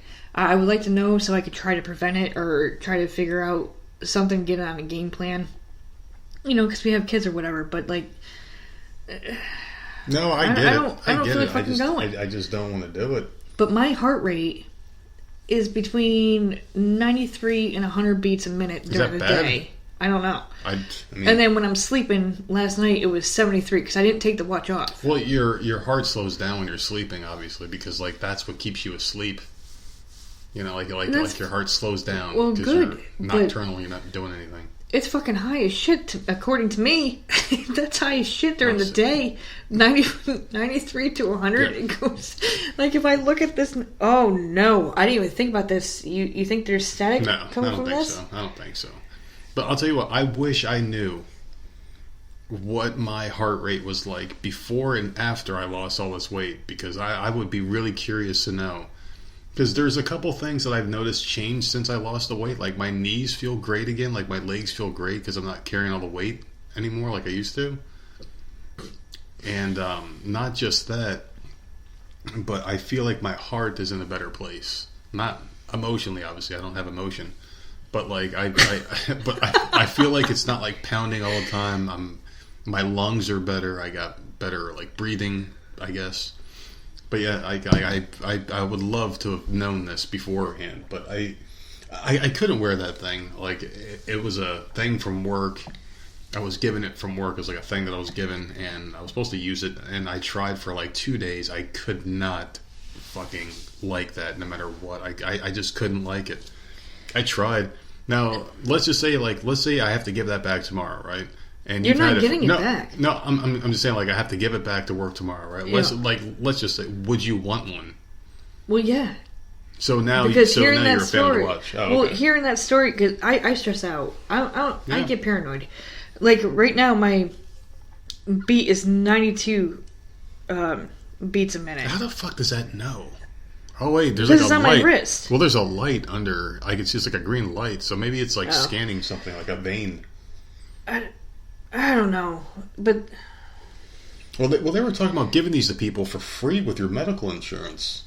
Oh, like, really? You could use insurance or something like that. That was what I've read at one point. People apparently they're saving lives. So I'm wearing it, and like, I have not taken it off. It does irritate my wrist a little bit because I'm not used to wearing stuff on my wrist, but I would wear it like around my neck.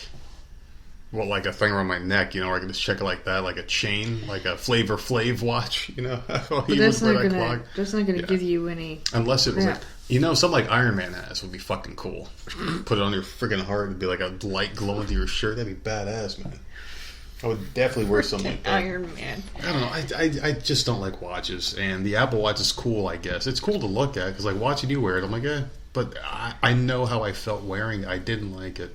I would never use it for anything. I did like texting through it was kind of cool. It seems like Siri's more responsive on that and gets your words right. I haven't done any of that yet. See, I just done the health stuff. I liked it for that. It was pretty decent, but otherwise, I mean, it was pointless. I mean, you could check your email real quick, but I could easily put my hand in my pocket, pull out my phone, and have it right there. So it was just... But it's waterproof, right? You can wear it in the shower and all that stuff. Okay. Yeah. So... I don't know. We'll see. I mean, next week could be something different. I could be sweating on my wrist and not want it anymore. Like, who the hell knows? But try it out. I've had it for a few days, and so far I like it. But yeah, I mean, they're expensive. They're like $400, I think, just to buy one. Yeah. There's no cellular service on it either, because I think that's pointless. I mean, for people that need it, that work like on a high rise or some shit, or at the gym or some place you can't have your phone. Walking to the bus stop, I'm not going to get any steps or anything. No, you'll get it because your phone's nearby. Your phone's nearby, so it feeds off the Bluetooth. If you left your phone at home, you would still get your steps because it'll record your steps, but like if I text you, you wouldn't see it. Or if I call you, you wouldn't see it. So you have to have it with you at all times, the phone. But you'll get your steps and all other shit. I just don't like it. Like, it looks weird on your wrist. For some reason, I think watches look weird on people. I don't like watches. Unless you're like an old man, because old men like watches. You know? Old fucking men. It was just a generational thing. Like, every old man... I was just going to say, because, every man had a watch. Women did too. My mom always wore a watch. Really? See, yeah, like those ugly watches. Like those metallic ones that... No, she had gold. It was a gold band and all that. Yeah. My mom was the type of mom that had like 15 gold bangles on her tanned ass, freaking wrinkly skin. That little weird bitch. Like, yeah, she...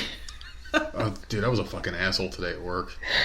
Oh, man. So I had a hangover, man, because we indulged yesterday. I indulged a lot more earlier than you did yesterday, but I was at work today and I had like those weird hangovers where I was like tired and shit, you know, and I was like tired. I just wasn't up for anybody's shit today. And we only saw like 5 customers all day in like an 8-hour shift, which was crazy. It was just boring. I watched my Giants get beat. I was just in a bad mood. Some fucking old man comes in. He wants to use the Wi-Fi, right? And he's like, put me on your Wi-Fi. And I'm like, please? And he just looks at me and he goes, please? I'm like, all right. And I did it and went and sat back down and watched the game. This motherfucker's like, put me on your Wi-Fi. And I'm like, please? So that's why he came into the store? Yeah, to use Wi-Fi. Can't you go to Starbucks or something like that? This is dumb as fuck, I guess. I don't know. This is old, dumb, and desperate. But the guy's like, put me in your Wi-Fi. So I just cocked my head and looked at him and I go, please? And like, when the fuck do people forget their manners? Like, you know, like, just because you work in a retail environment doesn't mean like you're a servant. You know what I mean? Like, I'm not your fucking servant. Like, if I go to like Wendy's or even a place where you would, you know, theoretically think that people have like no education or some shit, like, you don't know people's situations, and everyone does deserve respect. You know what I mean? So if I go to like a Wendy's and like there's like some 16-year-old kid behind the counter, I'm gonna give him respect. Like, hey, can I have a number 2? No bun, no fries, no soda, because I'm boring. You know, whatever. And they'll be like, all right, cool. Like, all right, you have a nice day. See you later. You hand them the money. You don't throw it on the counter. You hand them the money like a human being hands someone something, you know? Because at the end of the day, we're all humans. We're all going to die. You know, we're not going to... I don't understand why people have to look down on others or whatever. And me, I'm at the age now, 37 years old, where I'm not going to let someone disrespect me or talk down. And it's never going to fucking happen. Not in any situation. It'll never happen, you know? So I was just aggravated today, and I was just like, please? And the guy's like, he looks at me like, oh shit, please. So I taught an old man how to say please today. He must have been in his 70s. He was old. And I taught him how to say please. Because we made sure that we raise these kids with manners. Yeah. Even the autistic one who doesn't really like... Yeah, she's very, like, very... And polite. There are times where she is very demanding. Since she's learned to talk, she'll just like... I want this or whatever. And it's like, okay, like, that's not how you do it. Like, you ask, and you ask nicely. And, like, and she'll say it. I don't know. I can't... How can you raise a person that doesn't say please or thank you? That drives me fucking apeshit. I don't like that at all. Like, don't come at me and be demanding. That's, like, so disrespectful. I just don't like it. Yeah, it's because, like, at the end of the day, we're all human beings, and just people just lose focus, and everyone thinks they're so important. Everyone's so self-absorbed nowadays. Like, everyone wants those likes on Twitter, and everyone wants that fucking thumbs up on Facebook, or those prayers, or whatever the fuck. And everyone's just so self-absorbed, they just care so much about themselves, and if you go somewhere and you're not given that level of respect that you think you so righteously deserve, then you shut down, or you're caught off guard. Like the guy, when I said, please... He, like, had this look on his face like, oh, I forgot. That's a word, please.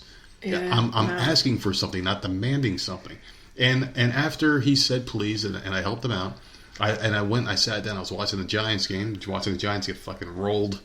Even though Daniel Jones did great, just as good as a rookie should do. He looked very poised, looked great. The guy comes over after he's done, and he tries to have a little bit of small talk, and I'm not good with small talk. But I, reciprocated, obviously, so it can't be a complete dick to everybody. And, we talked for a minute, he said, thanks, have a nice day. So it's kind of like, you were just being a dick because, like, you think you're entitled.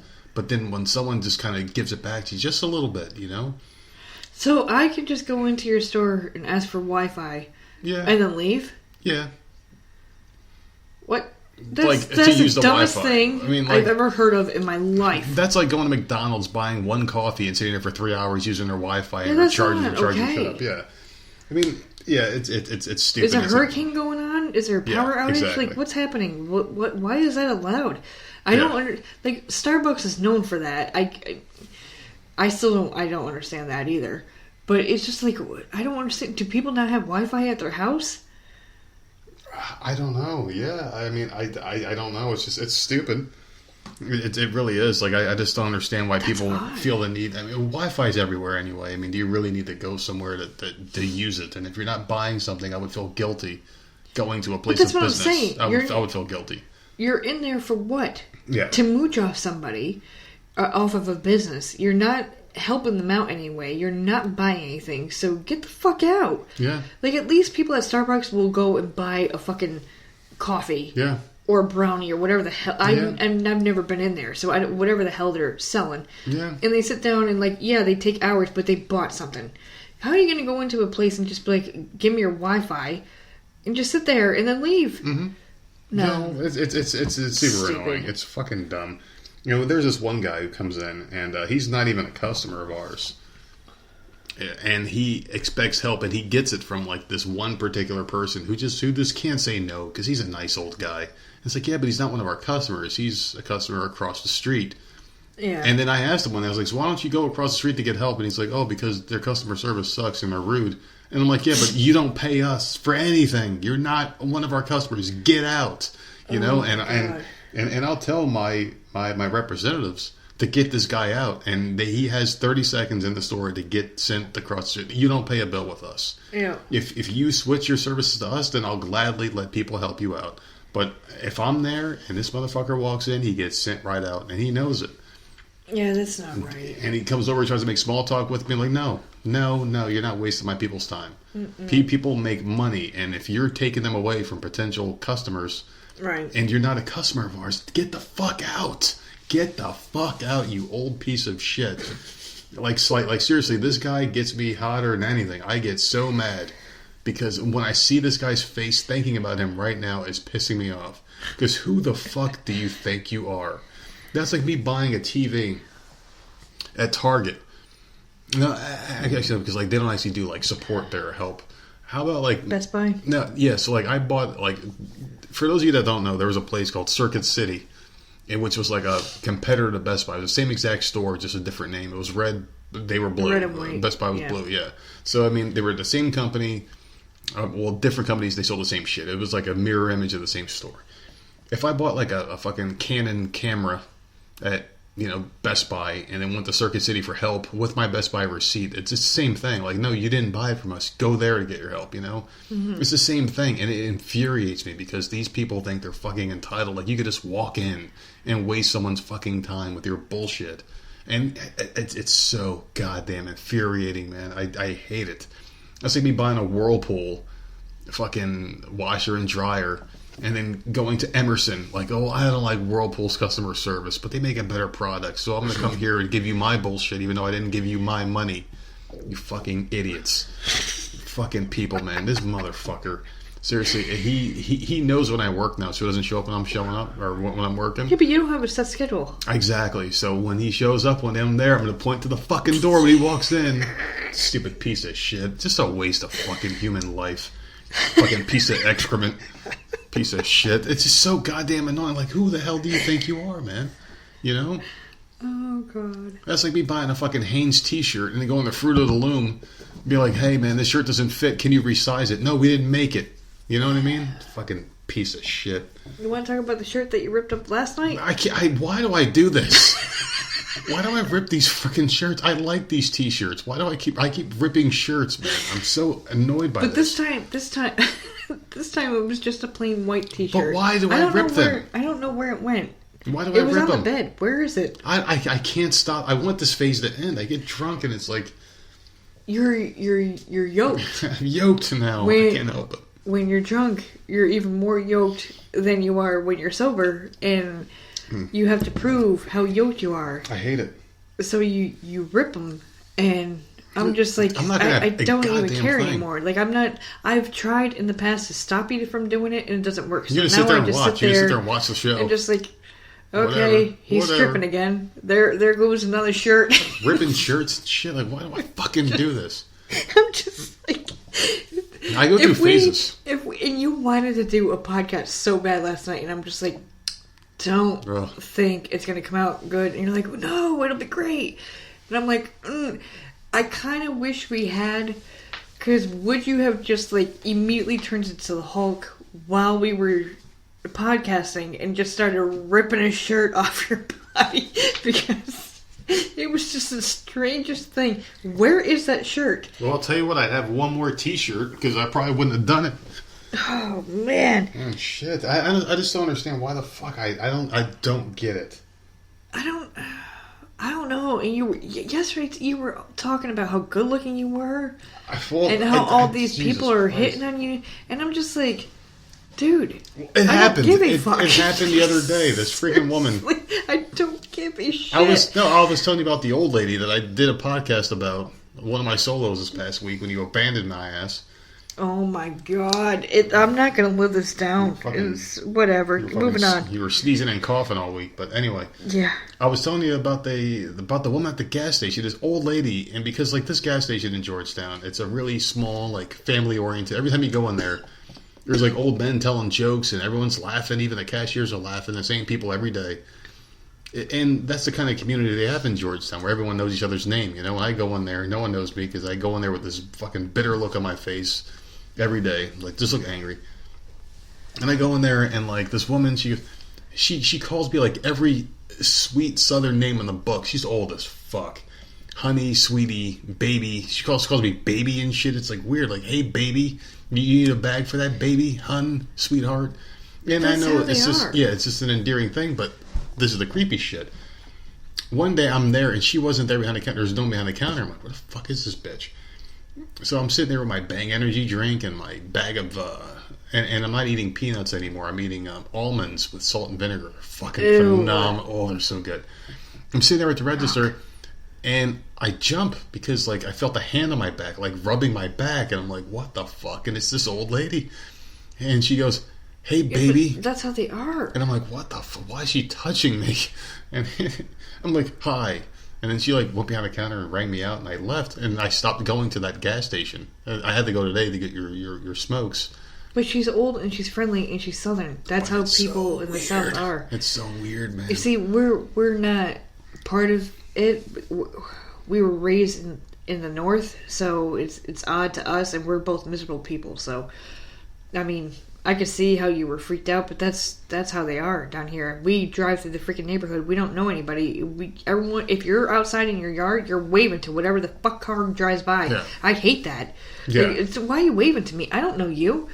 Like, what are you doing?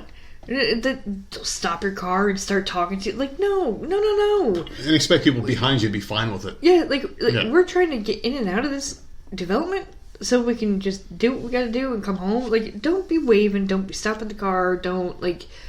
Why don't you tell them what happened yesterday? Or was it yesterday or the day before yesterday? I don't think we left yesterday. I think it was the day before yesterday. Okay. What day is today? Today's Sunday. Today's Sunday. No, it was yesterday. Was it? Jeez. Oh, that's right. We left really early before the drinking started. Okay, got it. We went grocery shopping. We needed to do... we need to get the kids lunch food and all that crap. So we come back... Real quick, I think I set a record grocery shopping. I was in there for less than 30 seconds before I begged to leave. I wanted out immediately. I was so aggravated. And I tried to go as quick as I possibly can. Oh, I hated it. And it just, no matter how quick I'm going, it's not quick enough. So we end up forgetting shit. And it sucks. Yeah, like, I need new kitchen sponges for the sink, and I don't have any. Because I freaking went as quick as I fucking could. I don't know. But anyways, we get back into the development, and we're behind this slow motherfucker in this big-ass truck. Big-ass black truck. Nice truck. And going over the speed bumps at, like, 3 miles an hour. Like, seriously, so fucking slow. And we're like, will you fucking hurry up? Like, all we want to do is get back to the house. And he's going super slow. So we go up the road a little bit more into the development, and there's a garage sale happening. There's a couple of them. On the left side of the street. And then this car, like, he just stops. And we're like, okay. And a guy unbuckles his seatbelt, turns his truck off, and gets out. And we're like, wait, what? What's happening? And the streets are very narrow, and there was a car to the left, and he was there, so there was like one little area where you could drive through, but there were cars coming towards us, and we were trying to get past, so one car at a time. Yeah, we were right behind him, following him, because he's in the road. He didn't pull off to the side of the road. He's in the road. And he just turned off the car, stopped, got out, started talking to somebody in the middle of the street with traffic backed up both ways. And then just went on to do whatever he was doing. We're like, wait, what the hell's going on? Because the car is not parked on the lawn. It's not even, like, on the side at all. Oh my god, what a fucking pain in the ass. We had to back all the way up so the traffic that was coming the other way could get through before we could get through. Yeah. What a fucking disaster. Like, thinking about it is getting me pissed off all over again. And I was, like, shaking. I was so fucking mad. And I was so pissed. No consideration. Didn't look at our car at all. Like, we were freaking fuming. And it's like, this is a main road in our development. Like, you have to get through this road to get to all the side streets. And just parked right there on the road. Some stupid old fat fucking motherfucker getting out of his car, waddling over to the fucking garage sale. And then carrying on the conversation in the middle of the road with 2 lines of traffic backed up. I don't know. The most bizarre thing I think I've ever witnessed. It was one of the most annoying things that's ever happened in this neighborhood. I was so pissed because it's like it was the most inconsiderate lack of respect for anything and anybody. Yep. I just don't understand how you can be so fucking stupid and self-centered that you just do some dumb shit like that. I understand when there's garage sales and there's a small road. I get that. But at least pull up onto like half your car onto the lawn or something. If you're parking to get out and there's traffic coming, pull off the side of the road. Don't just, like, he wasn't on the grass at all. Like, he was literally parked in the road. Just parked in the road, and just got out. And just, like, didn't look at anybody, just carried on with his business. And I was just like, are you fucking kidding me? It's like, are you that stupid to buy someone's secondhand shit? Are you trying to buy a pair of jeans that someone pissed and shit in probably a few times before they washed it? But he got out and started talking to somebody in the neighborhood like he knew them. Yeah. So obviously he knew what was going on. I don't think he was there for the garage sale. He's just a dumb fuck. I don't know. Yeah, that definitely pissed me off. It was just another pile of, like, annoying shit. Oh yeah, and guess what else happened? When we left that morning, a random pet. Oh yeah. Yeah. I freaked out for a second because, like, and it was like a little baby, like a little. It's a Maltese. A very small dog, but I didn't see it. we're leaving to go to the store that morning, and we take the autistic one with us because the other one wants to be home alone now all the time. So we, she went out the door first. I was turning around to shut the door, and she freaked out and jumped back in the house. I'm like, what the hell? So I closed the door and came in with her, and I turned around. There was like a little cute little dog out there. I'm like, oh, all right. So she saw that and freaked out. And that poor dog was out there like barking and just scared. Mm-hmm. And I guess like it was left behind. I know who owns the dog. I just don't know where they live. Otherwise, we would have stopped by there or something with the dog. To let them know. But it's like a really cute little small dog, and I'm like, why did it have to come here? To our house. It was at our front door. Because that dude does not live on our street. It's just another incident where things have to come to us, and it's just like so annoying, and it makes you wonder if other people feel the same way, where like they're the center of the universe. Because I feel like that. A couple houses up, the two women were just standing in the driveway watching staring. us. Just staring at us. Like they were staring because there's a barking dog. Yeah. Why are you staring at us? Do something. What do you want us to do? Exactly. I don't understand. Like, just go back in your house. Like, what are you looking at? I mean, like, did they think we were going to do something to the dog or steal the dog or something? Oh, I'm like, no, God. I don't want that fucking dog. My dog wanted to rip that dog's throat out. Oh my God. She was freaking out. She wanted a Faith piece of was that dog. Pissed. Yeah, but like, yeah, our youngest, the autistic one, she's okay with our dogs. She doesn't mind when she gets a little worried if they get too hyped up and they start running around like idiots. Yeah, because they're big. They're very annoying dogs sometimes. But like for the most part, she's good. She doesn't mind them walking around the house or running in from outside or whatever. She'll laugh. She thinks it's funny. Any dog outside, whether they're on a leash or not, she freaks the hell out because it happens at the bus stop too. People walking their dogs, and she does not like that at all. My dad had 2 dogs. Now he's down to 1. Going there, I have to make sure that I let them know ahead of time, lock the dog up. She has to calm down. She has to get into the house. She cannot be attacked as soon as she gets in. You know how dogs like to greet you. Yeah, they get so excited because they think you're coming for them. Jenna doesn't like that. So we had to let her in the house. She has to get used to it. The last time I brought her over there, we gave her about 30 to 40 minutes to just, rock on the couch and just relax and ease into it. And then we let the little one out because it's a little dog. And the dog sniffed her a couple times and that was it. Left her alone. And then the 2 of them were good to go. Yep. It's just, she's just not, I don't know, she doesn't like being attacked. The dog cannot run up at her, and this dog was loose. So it immediately saw her and ran after her and freaked the hell out. But God almighty, unbelievable. Yeah, that was just basically like a little snippet from our shitty freaking weekend. It was just a crappy weekend. We didn't really do much. Sat around and drank a little bit, and I played Ghostbusters the game. I got that finally.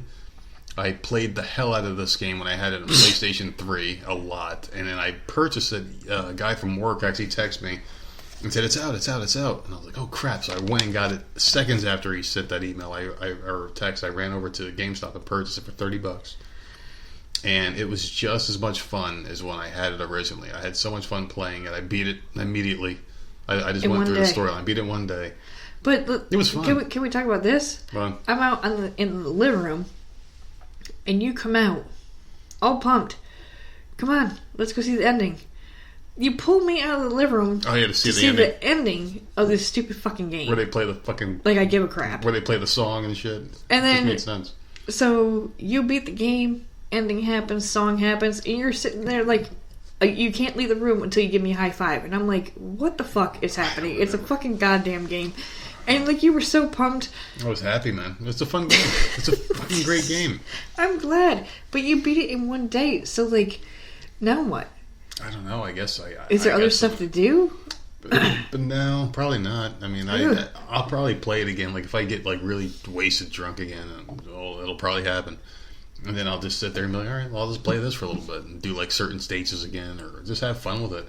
And the game's great. It really is. It's a great adaptation. Very faithful and truthful to the franchise. It's essentially part 3. It's pretty much part 3 of the movie. Dan Aykroyd was the voice I kept hearing over the PlayStation mic. Oh. The whole time. He talks a lot in that game. He loves but it's Ghostbusters. Cool hearing their, he loves it. Yeah, it's cool hearing their voices on the game. I mean, he loves that shit. It was weird hearing Harold Ramis's voice, and they actually dedicated the game to him. They said in loving memory or whatever. It was a sweet thing to see in the beginning. It was nice because, he did pass away.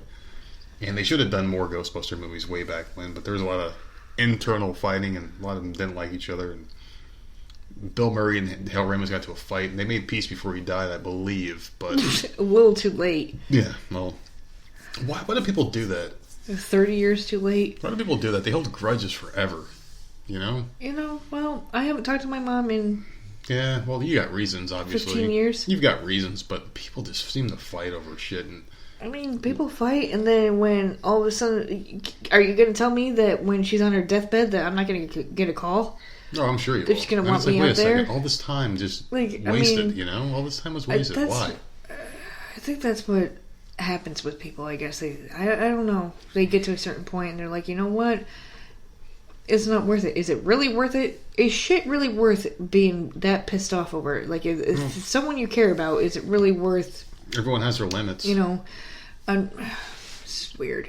I think what happens is, we forget that one day we're going to die. And I think, we're so wrapped up in everything that happens in life that we forget that there's an expiration date on all this shit, Yeah. And you got your iPad, your phone, you got all these people you talk to and all the shit that's going on. And constant moving, evolving society and news culture that we're in. That you forget, hey, I'm going to die one day, And I think that really changes people's perspectives on things where stuff that, shouldn't really bother you bothers you too much to the point where you stop talking, you eliminate people from your life, and people that should matter, like your immediate family, like your mom, your dad, people like that, your brothers and sisters. I don't talk to anybody. I don't like added stress. Yeah. If we have an immediate family, it's me, you, and we have two kids. And the kids. girls and the dogs. If I see a threat, whether it's family or not, they're gone. Coming in, I'm going to cut you off. Yeah, they're gone. I don't want drama. We raise our kids a certain way. They have the choice or whatever, and that's fine. But I don't want any drama coming into their life. I don't want them raised around it. I don't want someone putting their freaking beliefs in their head. Yeah. Let them have their own mind and be raised the way we want. I don't need someone telling me how to do certain things. Get the fuck out. It's not worth it to me. So we don't bother with it. I don't know. I have friends and a couple family members that I still talk to that let me do what we need to do and don't put their goddamn 2 cents in, and I'm good with that. Just shut your mouth, mind your business, raise your own goddamn family, and whatever. Yeah, I don't know. I never thought it made sense though. People just. You can cut someone off from your life, which is fine and dandy, I mean, that's the beauty of life. You have a choice. You can associate with who you want to associate with or not associate with anybody if you don't want to. And I choose to live my life that way because I just don't want people in there. I don't want, anything, getting in because I just don't like expectations. I don't like people making plans with me or saying, hey, we're friends, let's hang out. It's I don't. I'm a very hard person to be friends with. I'm impossible. My family is very hard to argue with. You can't argue and then come to a conclusion. It's argue or disagree and then don't talk to them for years. And that's the problem I have with my family. It's we can disagree on something, but then they disappear for a certain amount of time. Yeah. With kids, you can't just oh, I don't feel like talking to you for 2 years and then come back. That's my issue. If it was just a family member that we disagreed and then the following week everything's back to normal, that would be different.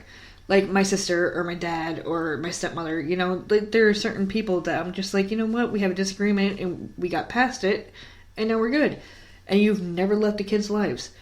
The rest of them, you can all fuck off. You want to come in and get pissed off over something and then disappear. I don't play that game. I just don't understand it. And when there's other lives involved too, if you think about the way families are supposed to be over years and years and years, you got your grandmother, they're supposed to be your second parents, and they say, oh, that's my second chance of being a parent again. Go ahead and crack that beer. You feel better now. You enjoyed it. You've earned it. But yeah, it's oh, it's my second chance of being a parent. I'm going to spoil this one. And the parents, oh, stop spoiling my kid, blah, blah, blah. And it's supposed to be all in good fun. But then you got these other people that just don't give a shit. your mother, she's missed out on so many grandkids. Every single one of them. 3, And it's like, 4. what is it? She's missed out on 4. A 5th is on the way. And then my sister that got married this summer is trying. Yeah. So that'll be 6. So hopefully 6. How do you live your life like that, man? You know? I mean, and she doesn't talk.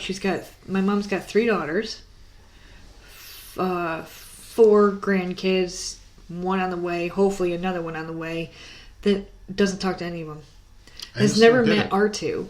Yeah, how? And 11 and 9 years old. Never met them. And she did, when she found out I was pregnant for Samantha, she called the hospital, because it was a scheduled C-section. That was scheduled. She called the hospital to see how I was doing, and the nurse had told me, and she's like, your mother's on the phone. And she wasn't there when you answered. I answered the phone. Like, I literally picked up the phone. I'm like, okay, you know, I'm about to have a baby, about to go into surgery. I'm going to answer. You know, it's only been a few months. I answered the phone. She wasn't there. Haven't heard from her since. Yeah, it's so strange. So it's the weirdest fucking thing. How would history have been altered if she would have been on the phone? If she had... She might have shown up at the hospital. She probably would have been there. Because at that point, it was only a couple months. She was pissed off that I didn't let her know I was pregnant. That's the whole reason. That's the whole reason. So petty. I mean, there's a I didn't word let for her that. know Petty. soon enough that I was pregnant. And she fell out of the loop, and she should have been the first one to know. And no, bitch. It was just like... The world doesn't revolve around you. It's people's this so overinflated sense of self-importance that people have. If she had answered the phone when I had been on it... That's me this time, by the way. It would have been different. I would have been like, I'm about to have her. I'll have her within the next hour. Show up. And it would have been... Yeah. Oh my God, how things could have been different. But she's so petty. She probably would have been mad because I would have been the first one to hold the baby. I was just going to say... Storm out. Give it a year or two, we probably would have been talking again. So it really doesn't matter. I'm glad it's over with. It's just certain people you just can't have in your life. The whole thing just doesn't make any sense. So I just don't get it. Because like, if everyone took a moment and realized, people listen to this podcast, you're going to die.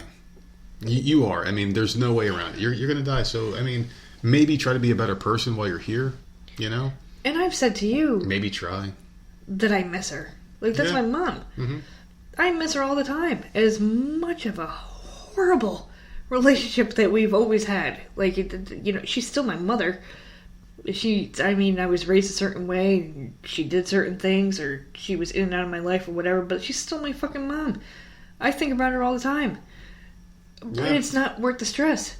Because I have kids. And I don't want it to go... to them. That's have a grandma. Definitely where we differ. Yeah, like I have a stepmother who is very good with them. And like that's the only that's their grandmother. Yeah. They don't even know that my mom exists. They think that's my mom. And that I'm good with that. I'm okay with that. Yeah. So that's definitely where we differ because I don't give a fuck. I don't think about people like you do. See, I do. It bothers the shit out of me, but like I don't need drama, and that whole side of my family is nothing but drama, and it's not worth it to me because I stress out enough now. Yeah, I think your main thing is you don't want people coming in and out. No, I don't. Yeah, I was raised that way. I don't want that. You need the consistency. These kids, my God, Jenna, she needs consistency. You cannot come in and out. You can't do that. She asked for one of Samantha, our older daughter's friends, from third grade years ago. Like this kid used to sleep over every weekend. Yep. A couple of years back, and like she still asks for this kid, and she knows where the kid lives because she remembers dropping her off and picking her up. And like if I even go down that street or anywhere near that street, she'll call the kid's name. Yeah. Yep. So and she can't deal with that shit. And it sucks because it's like, well, so and so is coming over. We're like, no, Jenna, that's not happening. But like, if you talk to your sister, Aunt so and so, she'll say your name over and over again. She'll keep, or if you're on the phone with anybody. And when your friend came down this summer, she thought that was her. Yeah. Let's go to Aunt so-and-so's house. It's like, what the fuck? She's so obsessed. So if your mom came back and disappeared again... You can't do it. She would get attached and then you'd never see her again. And then she would ask for all the time. Nuts. It's not worth it to me because apparently my family can't put kids first. They never could when I was a kid. So it's like, is it a bargaining chip? Kids... I think it's very sad when you can sit there and say, as an adult, I have 3 kids that don't talk to me, and I have 5 grandkids that I've never met. Mm-hmm. And then, like, in 3 marriages that I haven't been a part of, right? There's something wrong there. Is there a point in your life where you're just like, maybe it's me, and maybe I need to reevaluate I don't think with her. And reach out to, because she reached out to me once, and I think that was 4 years ago. A couple years back. And on Facebook. My sister had come down, the one I talked to, and I had changed my profile pic to me, her. Mm-hmm. And I don't know if it was me and her, or me, her, and the kids. And my mom... I think it was just you and her. Yeah, somehow my mom saw it. And, you know she keeps tabs. And she sent me a message, oh, that's a really nice picture of you and your sister.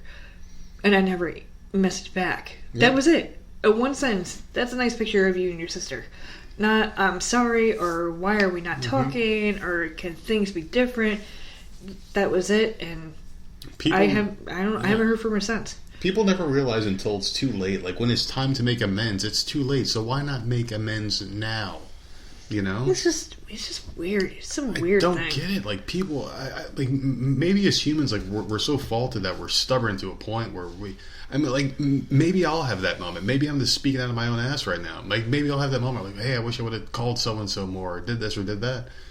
But I know myself, and I'm saying it out loud now for other people to kind of, like, not be like me or to be like people that we know. But I know for a fact that I won't give a shit. The only people that matter to me are in this house right now. So it's like, I know that I'm not going to feel bad. Like, oh, I didn't call my mom enough, or call this person enough. I see, that does don't bother care. me. And, like, my dad, as annoying as he is, I do feel bad if a week or two go by and I don't text at least my stepmother, be like, just checking in. Yeah. And we do that. Just checking in. Is everything okay over there? What's going on? And we'll talk something stupid about the weather. Just checking in, you know? Mm-hmm. But I can't even imagine years from now not talking to one of these kids. Yeah, never. It'll never happen. I don't give a shit what the fuck they do. And kids piss you off. Yeah. They do stupid shit. They don't turn into murderers or anything like that. But it's just like, I don't think there's anything that they can do where I'm just going to be like, you know what? Fuck you. And just disappear for years and years and years. I just don't... Yeah. There's nothing... You're a kid. You know, like, maybe if, like, there's a couple horrible things that they could do, you know, like... But then again, like, they're still your kids. That's what I'm saying. There's nothing that these kids could do. If they were, like, into drugs and stealing money from us and shit, I would probably kick them out. I'd be pissed off. But I would kick them out to teach a lesson, but I'm not going to, you know, keep feeding their habit. I don't think I would do that either. I would try to get them into some type of rehab or something. Like, try to help out as much as possible. Definitely be ultimatums set. Yeah. You know? But I mean, I can never see them going to that because, like, we've experimented with drugs when we were younger, but we never got hooked on them, you know? Well, I mean, we call pot a drug. That's the only thing I ever did. Pot's not a drug; it's a medicine for me. Well, that's what I'm saying. I didn't experiment with shit. Yeah. I did pot a couple times. I could count it on my hand how many times I did it. I don't like it. I just like how it helps me. I'm not like a pothead, but I do like that it helps me. It helps me out a lot. Alcohol sucks. I fucking hate it. And I never started drinking until we got together. Yeah. We hate each other that much. We got to be drunk to be around each other. You said it before I did. I literally did not drink, and because my dad's side of the family is nothing but alcoholics. Until you would have got into it eventually, because it's in your genetics. It's genetic, but like not until we got together. No, how weird is that? How the hell is alcohol genetic? How the hell is that genetic? Unless like supposedly it's a disease. I don't think so. I think it's bullshit. I think it's something that you see growing up, and like I always thought alcohol. And I was raised around it, so yeah, me too. I always thought alcohol was like a fun thing. Like, hey, you drink alcohol and it's fun because you're drinking and everyone's having a good time. It's supposed to be fun. When I was a kid, if my dad opened a beer, I knew it was going to be a good day. Same thing with my mom. It was going to be a fucking miserable good day. Bitch during the week. As an adult, I see it differently now. As a kid... I get it now. Yeah, it's fun. Because as a kid, like, when he's drinking and there's kids around, all lovey-dovey and everything is great, and let's play games, let's do this and that. And as a kid growing up, he always had a boat, and we would go out on, go out on the boat and go swimming and go on vacations and all sorts of shit. Man, if he opened that beer, I'm like, oh yeah, we're gonna have some good times now. Yeah. But as an adult, it's like, okay, you've had your third beer. Okay, it's time for me to go home. I've had enough. You see people for who they really are. Yeah. Once you become an adult, it's like, okay, it's not as rose-colored glasses as it used to be. Because then you realize, okay, now he's going to start saying dumb shit. He's going to start being racist. He's going to start doing this dumb shit. Here's daddy boy. When he starts whipping out the N-word, it's time to get the hell out. He's a fucking character, my dad, man. Yeah, he's a funny guy. I haven't talked to him in like 4 years, man. Holy shit. And now that's another one, too. Because, like, I'm sitting there saying... How, oh, we should start making amends now. And that's you. You refuse to talk to him. It's just the way that I'm built. People don't understand me. Like, I am. And now it's been 4 years, and now you're at the point where you're saying, well, it's been too long. No, I can't talk to him. Exactly. Now it's awkward. Now I can't do it. It's awkward. How do you come back? Like, this is what I don't understand. You need to stop right now. I don't understand it. Because you can't not say... I don't know how to talk to somebody. I don't. I really don't. I don't. I just don't fucking get stop. it. Just hi. Hi. I just don't know how. And that's because my dad would talk to you immediately. If you walked in the door, he'd be like, "Hey, how about them Giants?" And it's weird. Boom. Conversation It's open. weird to me because it's been so long. I don't know. And the kind of person I am is if I stop talking to somebody, I can legitimately go and honestly say right now that I can go the rest of my life without talking to someone. It's easy for me, and I don't know why. It's easy. But, like, I'll go to his house, and he'll be like, well, how's the nerd doing? And, good. I thought you were going to slip up. Oh, am I going to edit this out? No, I'm not. I'm not an idiot. How's the nerd doing? And I'm like, oh, doing good. How's work going for him? It's going good. Does he hate me? Is he ever going to talk to me again? Does he hate me? It's been 4 years. What's going on? Why does he hate me so much? What do I have to do to get him to like me again? And it puts me in an awkward situation. And I'm just like, because I know how you are, but I've tried to explain it. I've tried so hard to explain it. He just doesn't talk to people. And I'm just like, look, he doesn't even talk to his own family, but that doesn't matter. I'm right around the corner. Why doesn't he talk to me? And I'm just like, I can't, and it puts me in such an awkward position, and I don't know what to say. Does this happen every time you go over there?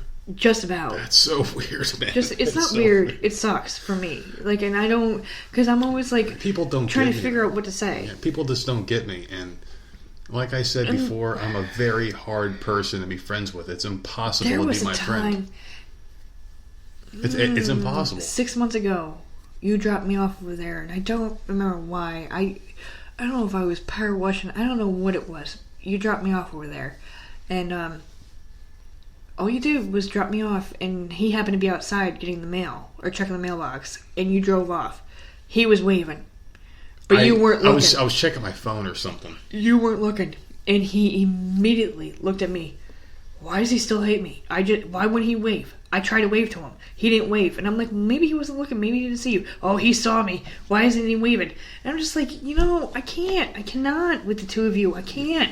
Everyone needs to just shut the fuck up and just have a beer together.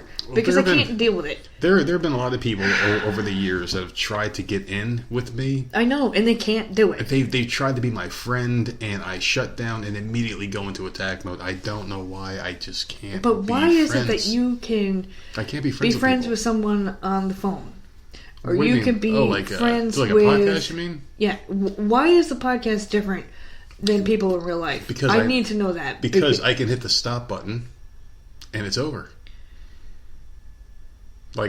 So you're fake the whole time? No. Because I have good conversations with people. I have good conversations all the time. But you brought me right to my point. Good. I mentioned I don't know how many things yesterday. And I don't remember what the hell they were at this point. This was yesterday. There was drinking involved. I mentioned a few things and I got no response. And then a couple times I said something and you're like, "I'm completely ignoring you. I don't know what you just said." And I'm just like, shut you down somehow. It's like, what the fuck, dude? Because you could sit here on this podcast you also gotta understand but you won't listen to me. You gotta understand too. I've listened to you for over 2 hours now because there comes a certain point in drinking where everything that gets said needs to be disqualified, and that's something that you don't understand after over a decade of being together. If we're drinking and we get to that point where we're just too drunk, everything that needs to be that gets said afterwards needs to be like disqualified. Like, you can't hold someone accountable because people say alcohol brings out the truth. It doesn't. It brings out a stupid person. That's what it does. It brings out an idiot inside of, the person that you're talking to. Because I've said things when I was drunk that I'm like, oh, why would I say that? I don't feel that way. I never felt that way. It's not who I am. Well, I'm not trying to get into that. I'm not trying to get into that type. I'm just saying. No, I'm not. You are. You just I'm said just. something. What? You just said. I'm just saying. You're not listening to me because I probably wasn't, because I was drunk. That's probably what happened. No, because you do it during the day. Well, I mean, I zone out a lot. And I'm just like, I don't get it. Well, maybe because I feel like I have to during an interview. Like, if I'm talking to someone on, Skype or whatever, we're doing a podcast together. If I'm not listening, it really makes a shitty podcast. So it's kind of hard to not listen to someone. It's very hard for me to keep my attention span going because my mind does wander because of the mental illness and everything like that. It really does wander a lot. But, like, if I'm at home, it's kind of like when I'm at work, I have to be a different person. But when I'm at home, it's like the gloves are off. I can do what the fuck I want. I'm not listening to shit unless I want to listen to it. So maybe that's where it comes from. I don't know. It's weird. I don't even know how we got on this topic because we were talking about family and shit. And then we're talking about my freaking brain that's not working correctly. Well, my brain being scrambled eggs. Shit. I'm hoping these people are getting what they want. The people that missed the nerdette coming back from her freaking deathbed. Oh my fucking God, stop saying that. Fucking dying in bed. Fucking puke bucket next to her and shit. Oh my God, knock it off. Now she's wearing an Apple Watch. Shut up. So maybe the Apple Watch can let us know if you're getting sick again. God damn it.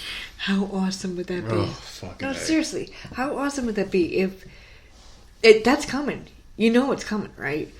Where an Apple... Yeah. Well, not just Apple. Just an electronic device is, like, inserted, or maybe it's an earring. I'm about to insert something in you in a minute. You're not. There it is. There it is. There it is. They're waiting for it.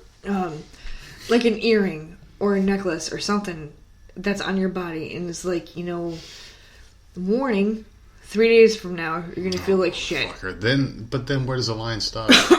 No, I would like that. Like, it's something coming because, I mean... Shit, that's a little crazy. Plan your week accordingly. I'm going to be out of commission. In 17,000 hours, 200 minutes, and 422 seconds, you are going to die. Maybe that would work for work. Like, I'm just saying, how many people... They can schedule your work around that. One of my jobs said to call in, and one of my jobs said calling out. Yeah. But if you call in and you say you're sick, how many jobs do people say that and they're not really sick? Oh, tons. They're hungover, or they're There's proof. My fucking watch said it, dude. There's family functions or whatever. Like, you could go into work and be like, look, I'm sick. I can't come in such a day. I think that would be an actually good idea. If it's not on your fucking device, but where does it end? Where does it work. end, though? I mean, like, there are certain things called miracles and avoidance and shit. I mean, like... Miracles from a cold. Well, think of it this way. Like, I can see it being kind of like the weather, where they're like, oh, a hurricane's coming this way. We can't predict it just yet. Like, maybe, like, your body starts feeling, like, a certain warmth or whatever happens, And, like, your white blood cells are fighting against the whatever the hell's inside your body. And it's like, okay, well, we forecast a sickness in a couple of days. So let's say, like, your white blood cells start kicking the shit out of these things, and you avoid the sickness after all. Maybe there's a way. Maybe it says, okay, in 3 days, you're going to be sick. Start drinking some orange juice. Like a preventative measure, Like, hey, you need some more B12 in your ass. In your asshole, dude. When I was growing up, this could be an old wives' tale. I don't know. But if my mom thought one of us was starting to get sick, or maybe this was just her excuse, I don't know. She would stop talking to you for 10 years. She would give us medicine. Is that what she did? Robitussin was one of the ones she liked to give, and because it tastes the nastiest. It reminds me of the Chris Rock joke. But, like, she would give us medicine, and it would according to her, knock the cold out before it even started. Like, if we started acting groggy or, like, a slight fever or whatever, if she thought that we were getting sick, she would give us medicine before it actually hit. So, whether that works or not, I don't know. Put some tussin on it. Put some tussin on it. You broke your leg, put some tussin on it. That was the Chris Rock joke. I thought that was Vapor Rub. No, that was Robitussin. Someone did Vapor Rub, too. And speaking of Vapor Rub, there actually is a CBD version of Vapor Rub. And guess who makes it? Our friends at cbdmedic.com, ladies and gentlemen. So what this is, it's like a rub that you put on your chest, or you put it on like your mustache area. Men and women both have mustaches nowadays. You know, it's a world where you don't have to be identified by your gender. You just tell people what the fuck you want, and you just become it. But anyway, it's like you put it on your lip or your mouth area, wherever you can breathe. And what this does is it gets you the sensation of CBD. And thank you for the segue, by the way. It's almost like you've been doing this for a week, even though you've been out of commission for a week. It's one of the many products that you can go on cbdmedic.com and use the code VOMPodcast10 to get 10% off your order. I use it all the time, and it makes me sleep like a goddamn baby once in a great while. And she's playing with her Apple Watch right now, and she's just doing a lot of shit on that Apple Watch. Now, you love that goddamn thing, don't you there, James Bond Jr.? Whatever. But yeah, go into cbdmedic.com, VOMPodcast10 at checkout, and save yourself some money and put some money in our pockets, ladies and gentlemen. So what the hell are you doing on the Apple Watch? You like freaked out? You had that like a look in your face? My heartbeat has slowed down to like a nice 86. Because you're drinking a lot of damn beer. It's slowing you down. It's nice. I did want to bring this up because this pissed me off this week, and I'm sure you heard about it. Which one was it? Was it Maitland Ward doing seriously, porn? I wanted to go out and beat this bitch's ass. Wait a second. What story is this? This bitch, I don't know her fucking name. This bitch is good enough for me. This bitch climbed in to a lion enclosure. Did you hear about that? To take a selfie. No, she didn't take a fucking selfie. What did she do? She just like danced and antagonized the fucking lion. Oh my god. That was standing there. And immediately when I thought about it, I'm just like, you know what? This bitch needs to get bitten. Yeah. Just chomp on the bitch. You know, like who the fuck are you to climb over this barricade and just think you're all that just to get Instagram likes or Twitter followers or whatever the fuck. I hate social media. I hate it so much. But like, who the hell are you to just go in there? This is a lion, right? And you're antagonizing it, and the lion is just standing there, like staring at her, like, what the fuck is going on with this crazy ass bitch? She should be happy this it meal. wasn't hungry. It probably just eaten, right? Like, she's very lucky. And I guess the lion let out some type of roar or whatever, and she got out. So when I first heard about the story, immediately my first thought was, I wish the lion had bitten her. Yeah, but what happens to that lion then? That was my second thought. It gets killed, yeah. Like, God forbid the lion had done that. It would have been the lion's fault. Even though she was a stupid bitch that climbed the thing, had her friend videotape it, and thought it was like this great thing. I haven't followed up on the story because the story pisses me off so much. I'm not sure if they know exactly who did it. It's stupid. But I know that she was on Instagram or whatever the other day. That's why people do shit like that. They get bolder. Saying other shit, showing her face and doing something else. Not with an animal, just like in her home or whatever, doing other... Like, she keeps posting fucking shit. Mm-hmm. And I just want the bitch found. Like, it aggravates... When it involves animals, I start getting pissed off. Animals and kids, like, I'm ready to fight somebody. Me too. I mean, well, there's something that needs to be said, too, about social media is, like, the fact that you can instantly become, quote-unquote famous by putting a picture on the internet, people liking it, and getting shared.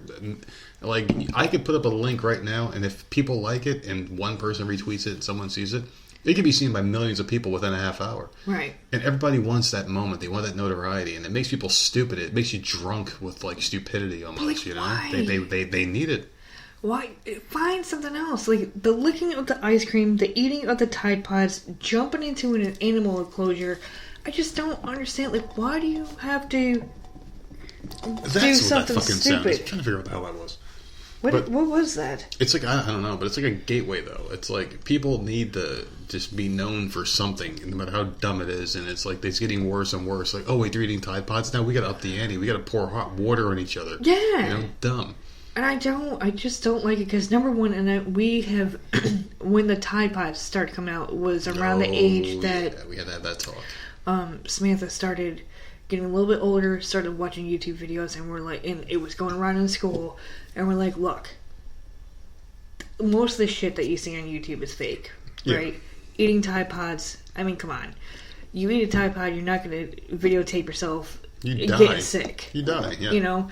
So we told her that there's a lot of things that are faked on there, like the boiling water. Come on, man. It's an easy one to fake. We can easily do that right now. And it's just like dumb shit like that. And so we told her, like, yeah, it might be funny, and it's okay to laugh at it, but do not think for a second that you can try that without hurting yourself. You know where this started, too?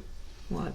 I remember when I first got this job, there was a thing going around called the Ice Bucket Challenge, the ALCS Ice Bucket Challenge. Now, that's dangerous. That was for a charity. It was for a charity, but it's also dangerous. I mean, if you pour freezing cold water with ice in it on yourself, I mean, there's a lot of bad things that can happen. Don't get it wrong, man. I mean, you can die during that. Mm-hmm. You can die doing almost anything.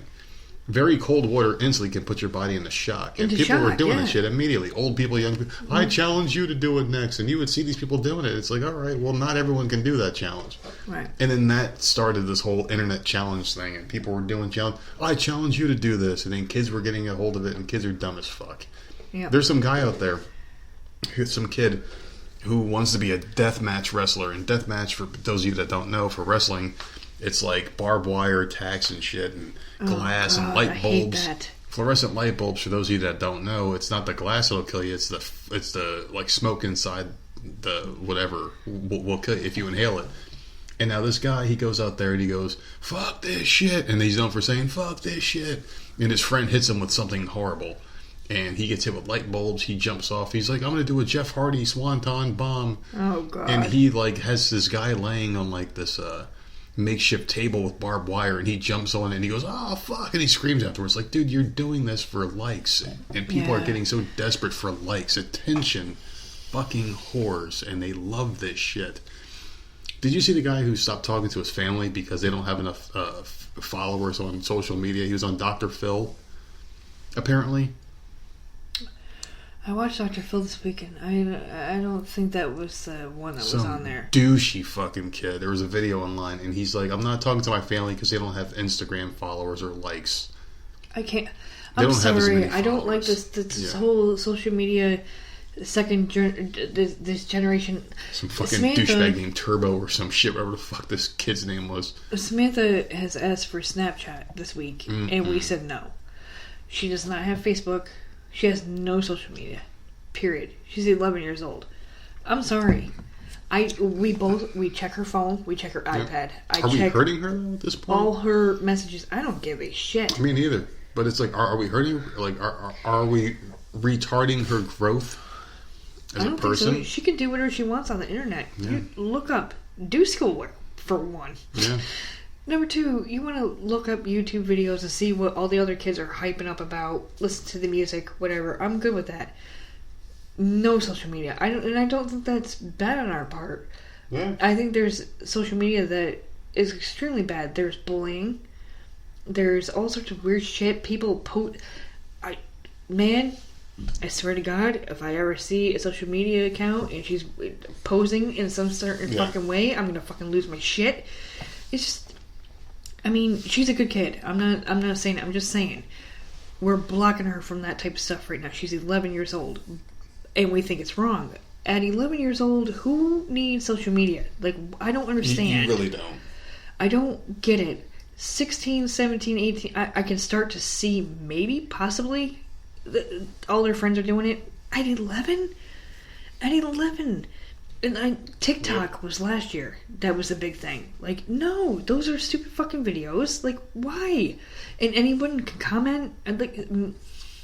Well, that's when you invite strangers into your life. Is when you put things on social media, and it's like you're a child, and you're doing these things, and it's innocent. You may be dancing in your underwear, singing a Mariah Carey song, but then it's an innocent thing. But you got people watching. You got people watching it. These weird men. I remember that one doll baby, or like a teddy bear that had a camera in it, and people hacked it, and they were watching little kids in their bedrooms at night and shit. Like the nanny cam. Yeah. Well, it wasn't a nanny cam. It was like a toy that recorded things, and I think there was one as well where it was like meant for people that were older, like a grandmother would record a message to their granddaughter in a teddy bear, and she could play it whenever she wanted. There was one that had a video camera in it. It didn't last very long because some hackers figured out how to hack it. And what they would do is they would hack it, and they would just watch the kids, and it's just weird shit. Okay, I can't. And now you have social media, and like you're inviting people to just peer into your most private moments, and no one understands the sheer like magnitude of what they're doing. Like you're putting a video out there that will last the rest of your lives, and your brain's not even fully functioned yet. You have no idea what you're doing, so you're putting a video of like your tits out there, and you don't understand. In 10 years, you may be going for some VP job, and they're going to be like, "Wait a second, we saw your tits 10 years ago." Jobs are now looking at your social media accounts. They're searching your name. Yep. So depending how nice your tits are, you probably won't get the job. I just have a problem with it, and I don't know if we're being too strict or not. No. I don't think we are. And I just want to keep them safe for as long as possible. For God's sakes, like we literally just had an Amber Alert here yesterday. And I remember you had to talk to her about it. You had to teach her about it. Yeah, there was an 11-year-old and I think maybe a 4-year-old that were taken, and I'm just like, and she's like, well, and I'm like, this is why because she likes to walk by herself now from the bus stop. We are giving her leeway. I think that'd be a good idea for her, actually. An Apple Watch? I'm thinking of watch with service on it because she won't take that off at school. I'm just, like, we're giving her leeway with certain things. So now I stay home and she walks home because she's in 6th grade. She walks home by herself. And I did it at 6th grade. So she's like, well, see, I won't get into anyone else's car. And I'm just like, no, that's not the thing. Didn't get it. They'll grab you and put you in there. I watch you from the front of the house because a car can stop, someone can get out, grab you, throw you in, and freaking speed off, and you're gone. Like, I watch you for a reason, and it's not that I don't trust her. I don't trust people. Me neither. She's a young 11-year-old girl walking home by herself. Like, I get paranoid. I get paranoid with everything. So, yeah, I watch her. She can walk home by herself, but I'm going to watch every fucking movie make. Yeah. Because if something happens, I'm going to know exactly what the fuck type of car, who's in that car, and I'm going to be running like hell after that car. I'm thinking we should do one of those for her, to be honest with you. I think an Apple Watch would be good for her. Because then she'll have it on her wrist, she won't take it off, and it won't get stolen. Maybe we can talk to her about it. I'm not sure if they're allowed in school because it is an Apple Watch. I don't know. We'll see. I think it'll be good. Did we tell everybody that we have 1-point-something thousand subscribers now on Podbean? We're well over 1,000 subscribers on Podbean now. It's pretty damn cool. We got over 1,000 people now. So thank you to everyone on Podbean that listens to the show. We appreciate you. We appreciate everyone for sharing the show. Well, we were on social media. We were promoted for 2 weeks. We're still going. Shh. I don't want them to know that they. I think it's. I remember you showed me the email way back when. I believe it was supposed to be 2 weeks. Was it really? I'm almost positive. Oh, well, I still have the email, so I have to look at it again. But I think it's great, and we started this promotional tour with Podbean at like 600 to 700 subscribers, and now we've got like 400 more. Yeah. So thank you. I hope everyone likes the show, and we kind of just do this thing off the cuff. We talk. We had nothing really planned for today, and we've gone almost 2.5 hours now. We still got some more shit. I'll gladly talk about them with you. I'm still like, see, this is what happens when I'm shut up for a fucking week. Well, there you go. I kind of hope you get sick again, so I can go back to my solos, my selfish solos. I can just me. So listen, there's this new ice cream called Peekaboo ice cream. And I thought this would be a really good idea. It's like a push pop where he goes up and down. Oh, look at me. I'm here. It's just regular ice cream in a regular container. But there's vegetables in it. And you're not supposed to be able to taste the vegetables. And I thought that would be a really good idea because neither one of our kids sounds like a soy vegetables. burger. But like you have Jenna who eats meat, right? She's willing to try anything. She's freaking keto, man. She's a keto kid. You put something in front of her, and she will try it. Mm-hmm. And she'll let you know whether she likes it or not. But at least she tries it. Then you got Samantha, who's just like, if it's not peanut butter jelly or chicken nuggets, then, I don't like it. Before she even tries the damn thing. She's the worst. Ice cream, they both like. Yep. Ice cream with vegetables, shit. If it tastes like ice cream, why the hell not try... I don't care how much sugar is in there. Is there a serving of vegetable in there? Oh, God. Please, let me give them a fucking scoop, because I think that's amazing. These kids are so damn picky. It's disgusting. Well, there's gotta be... Oprah does it. Oprah has, cauliflower in every fucking thing. Ooh, it's so good. Is that what it's called? I don't know, but she's a rich bitch. I don't give a shit what she thinks. I don't care about. But no, she's got some kind of food line that has pizza and all sorts of stuff, but cauliflower is in every single thing that she makes. Well, cauliflower, and you can't taste it. Cauliflower is a keto thing. You can make a cauliflower pizza because you can have the crust be made out of not dough, but that's cauliflower. The type of stuff that she does. Almond milk. It's very fatty. And for some reason, and it doesn't make any sense to me now, and I'm living proof of this all.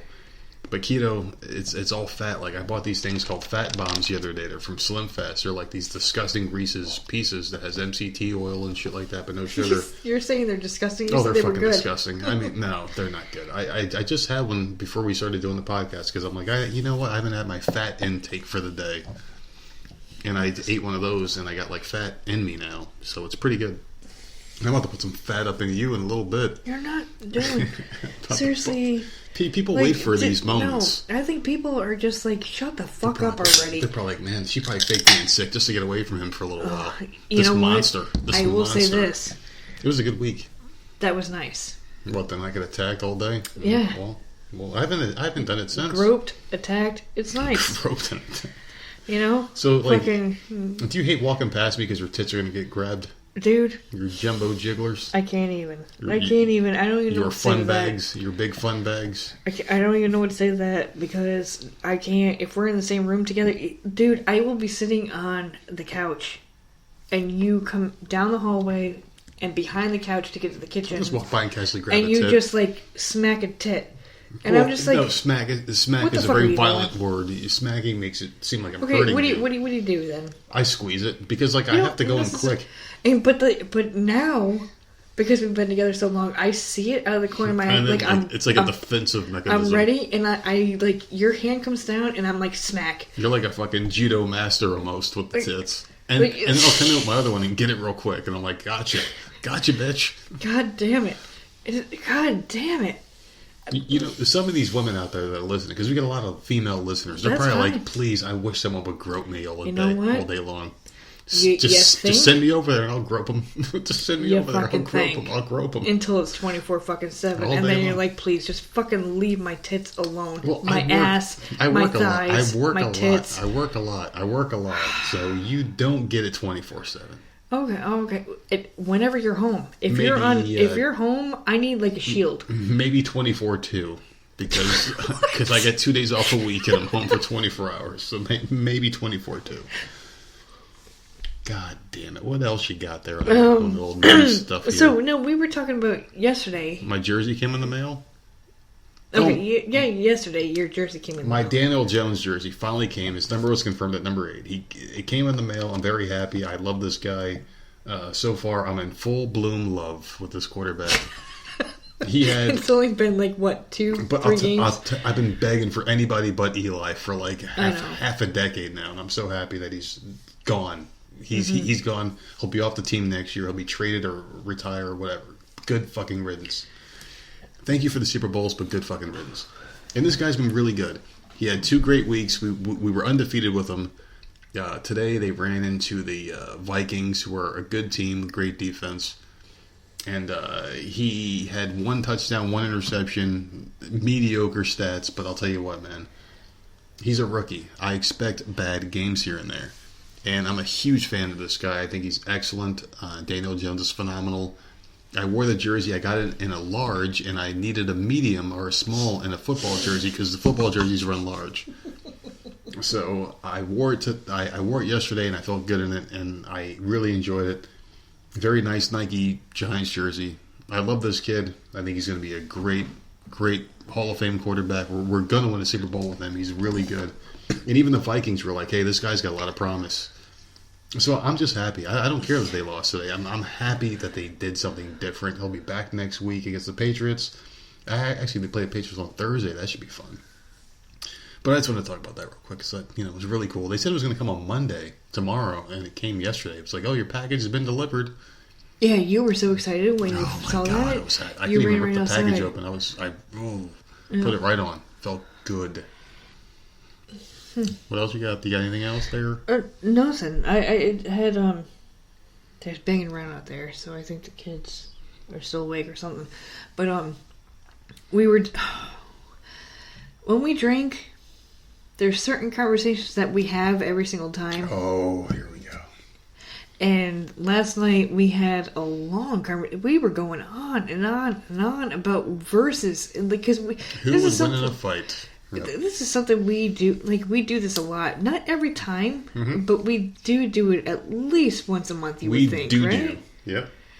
And last night, a couple of things were Rambo versus Indiana Jones. The Hulk versus the Ghostbusters, Marty McFly versus anybody, yep, and Katniss from the Hunger Games versus anybody. We literally had serious, full-blown conversations about every freaking fight. Yeah. And I thought it was just ridiculous. And because I woke up this morning, we went to bed. We weren't up late. 10:30. I think I went to bed at 10. You went to bed at 10:30.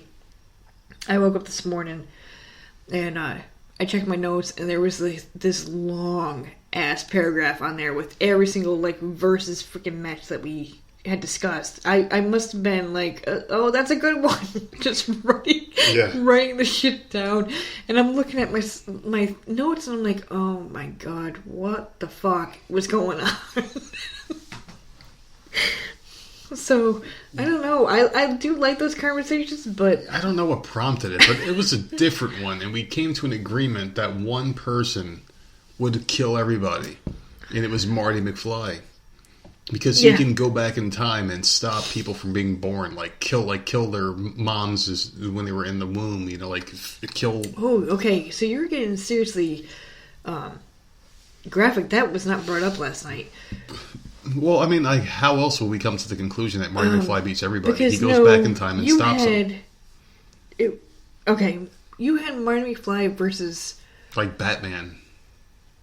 And it was Marty McFly goes back to when kid... Because any versus is, you have to give me a scenario. You can't just, name two people. Okay, so what's a scenario? And it was him versus Batman, and I'm like, okay, well, that's easy. Because Marty McFly can get into a fight with this dude and just get his ass beat and be like, oh shit, Doc, I need to get out of here. Doc. But that machine needs to be nearby. Yeah. He has to. Otherwise, he ain't making it to that car. Batman's on top of him. There's that's no the way. thing. The time machine has to be nearby, or he's fucked. He ain't making it. If he gets to that time machine and he goes back 15 minutes earlier, he can prepare for whatever the hell is to come. And then you had Katniss, because I was watching. I think this is how it started. Yeah, I was watching The Hunger Games. I watched The Hunger Games Part 1, and then I watched Catching Fire. And because it was on repeat again, I watch it like almost every weekend now. I said, who will win if I heard Daryl from Walking Dead? Because they're both dirtbags in the woods. And I said, Katniss. Yeah. Because, and there's a reason, and I know that Walking Dead fans are going to be pissed, and I don't give a fuck. And this is my opinion. I had to defer to you because you're the expert on this Katniss cunt. And, okay, first of all, no. Okay. Second of all, this is just my opinion, and I know people are going to say Daryl and whatever, and that's completely fine. But they're both trackers. She is not good with hand-to-hand combat. But if she can track you and she's further away, she'd kick his ass. He's a whiny little bitch half the fucking time. So I don't think that would be even a competition. He's not going to sneak up on her. She can climb trees. You know, she can be all the way up at the top of a fucking tree. I've never seen Daryl climb a fucking tree. You know, so but you were saying Katniss versus. You were saying a couple different people, and I think a couple different people. I think she won a couple of them. She won a couple of them. But I was honest because then I think you said Katniss versus like Indiana Jones, Batman, or whatever, and I'm like, oh, she's gonna get owned. Batman beats pretty much everybody for the most part. He beats almost everybody. Like even him versus Freddy Krueger would be a good fight because supposedly he's not afraid of anything, and he's in complete mental control of himself at all times. But I think if Freddy Krueger was to use the the pearl necklace, the Zorro in that hallway, and I think he would get him, and I think he would kill Batman. But like Freddy Krueger versus Marty McFly, easy. Freddy would beat him because I don't think you can go back unless you went back in time and stopped him from becoming Freddy. You know, it's just like one of those weird things. Depends on the situation. Like everybody can beat everybody almost. I can see Daryl like tracking her through the woods, but I can see her seeing that he's a tracker and climb a fucking tree. Does she kill people? Ugh. Would she kill somebody? She doesn't want to, but she has. Okay, so she would kill Daryl if it came down to it. If it came to her life or theirs, she would do it. It's just something that she never wanted to do. One thing I hate about TV shows in general and characters, like main characters in shows where people die and you have to kill them, is like they always have this morality that comes out of nowhere. Like Daryl in the beginning of the show didn't want to kill, well, he did kill people. He didn't give a shit about anybody. But now he's evolved as a character, and now and now there's this whole right and wrong. He's a different person now. It's just like, why can't people just stay the fucking same? Like, just stay bad. I mean, good, whatever. He fought. What's his name? Beta? And the guy didn't die or some shit, right? Oh my god, that fight scene! Like, Daryl was getting his ass beat. Like, I'm not an idiot. I remember what happened. Daryl was getting his ass beat, and I'm just like, what the fuck is happening? And then he shoved Beta down an elevator shaft, and I'm just like, thank God. Did the elevator work? I hope it didn't. Thank fucking God. Well, I don't know, but because like there's no electricity. It didn't show it. But like, and then Daryl went off, moved on, went on his merry way, and at the end of the episode, Beta just got up. Yeah. No broken bones. No blood. And I'm just like, this motherfucker is just like invincible. Fucker just Roman Reigns everybody. What the fuck is he, like an AEW wrestler or some shit? He can just get thrown down and kick out. What the? It was like 12 floors or something. Like it wasn't just one or two floors. It was a whole building worth of floors he got thrown down. And just got up. No blood. No, broken leg. Just got up and he was ready to fucking go again. Like, I don't know. The whole thing is dumb as fuck. I don't know. I don't know. So we also talked about the Hulk versus the Ghostbusters. And I believe... How the fuck did that one even happen? Seriously. I think because you had played the Ghostbusters game, and then this scenario came up. So... Hulk versus Ghostbusters, right? Yeah, for some reason, whenever I drink, whatever the last thing I see is, or the first thing I see, I just go off.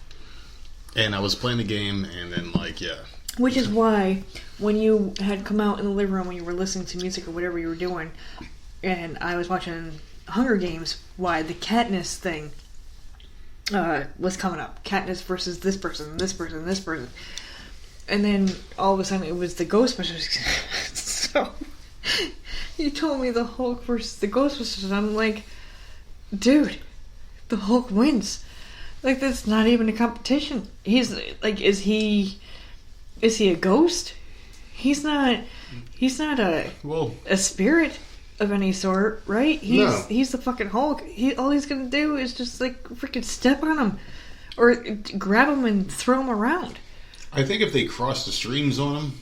Oh, no. I think it would hurt him a little bit, but I don't think he would die. See, this is a scenario you were trying to say last night, is that... they separate Banner from the Hulk because Egon's a scientist, and he would be able to separate him with the gamma radiation, like maybe come up with some kind of frequency or some shit. Mm-hmm. But I don't see that happening. I think it would be too quick, and the Ghostbusters would get destroyed. But, like, for us, like, that's our... We have these That's conversations our all the time. idea of a good time. Like, we have fun doing Dumb this shit we stupid talk shit. about. Dumb shit. Rambo versus Indiana Jones was another one. Yeah, I think we both agreed Rambo would beat him. And in certain situations. And that's what I said. I'm like, well, what's the situation? You had to lay it out for me. Where are they? You know, because Rambo's a Green Beret. Yeah. Now, have I ever seen a Rambo movie? No. You have because when I came down here, I had all the movies. I've seen parts of First Blood, parts of it. I remember him getting off the bus and not getting a job or whatever. Like I remember that. I don't remember any war type thing or anything that happened after that. So I know I didn't watch it. And I love Sylvester Stallone. I'm a Rocky person. Never watched Rambo. So, but I know he's a Green Beret, and those people are badasses, man. They are, and that's a line from the first one. Him versus Indiana Jones, depending on the situation, I think 90% of the time, Rambo's going to kick his ass. But then I threw out the scenario for you, too. I was like, all right, well, what if they're going for something? Like, what if they're not fighting each other, but they're fighting to get something? Like, Rambo has to get, like, a artifact or something for some odd reason, and Indiana Jones is going for it. Indiana Jones would beat him because he knows how to go for shit. And he's also got the incredible power of luck on his side, where he can get out of situations that Rambo couldn't. That's exactly what you said last night, was the luck thing. And incredible luck. Things happen at the exact second he needs them to, so he can survive. Like, it's just like, I can see him beating Rambo as well. And you did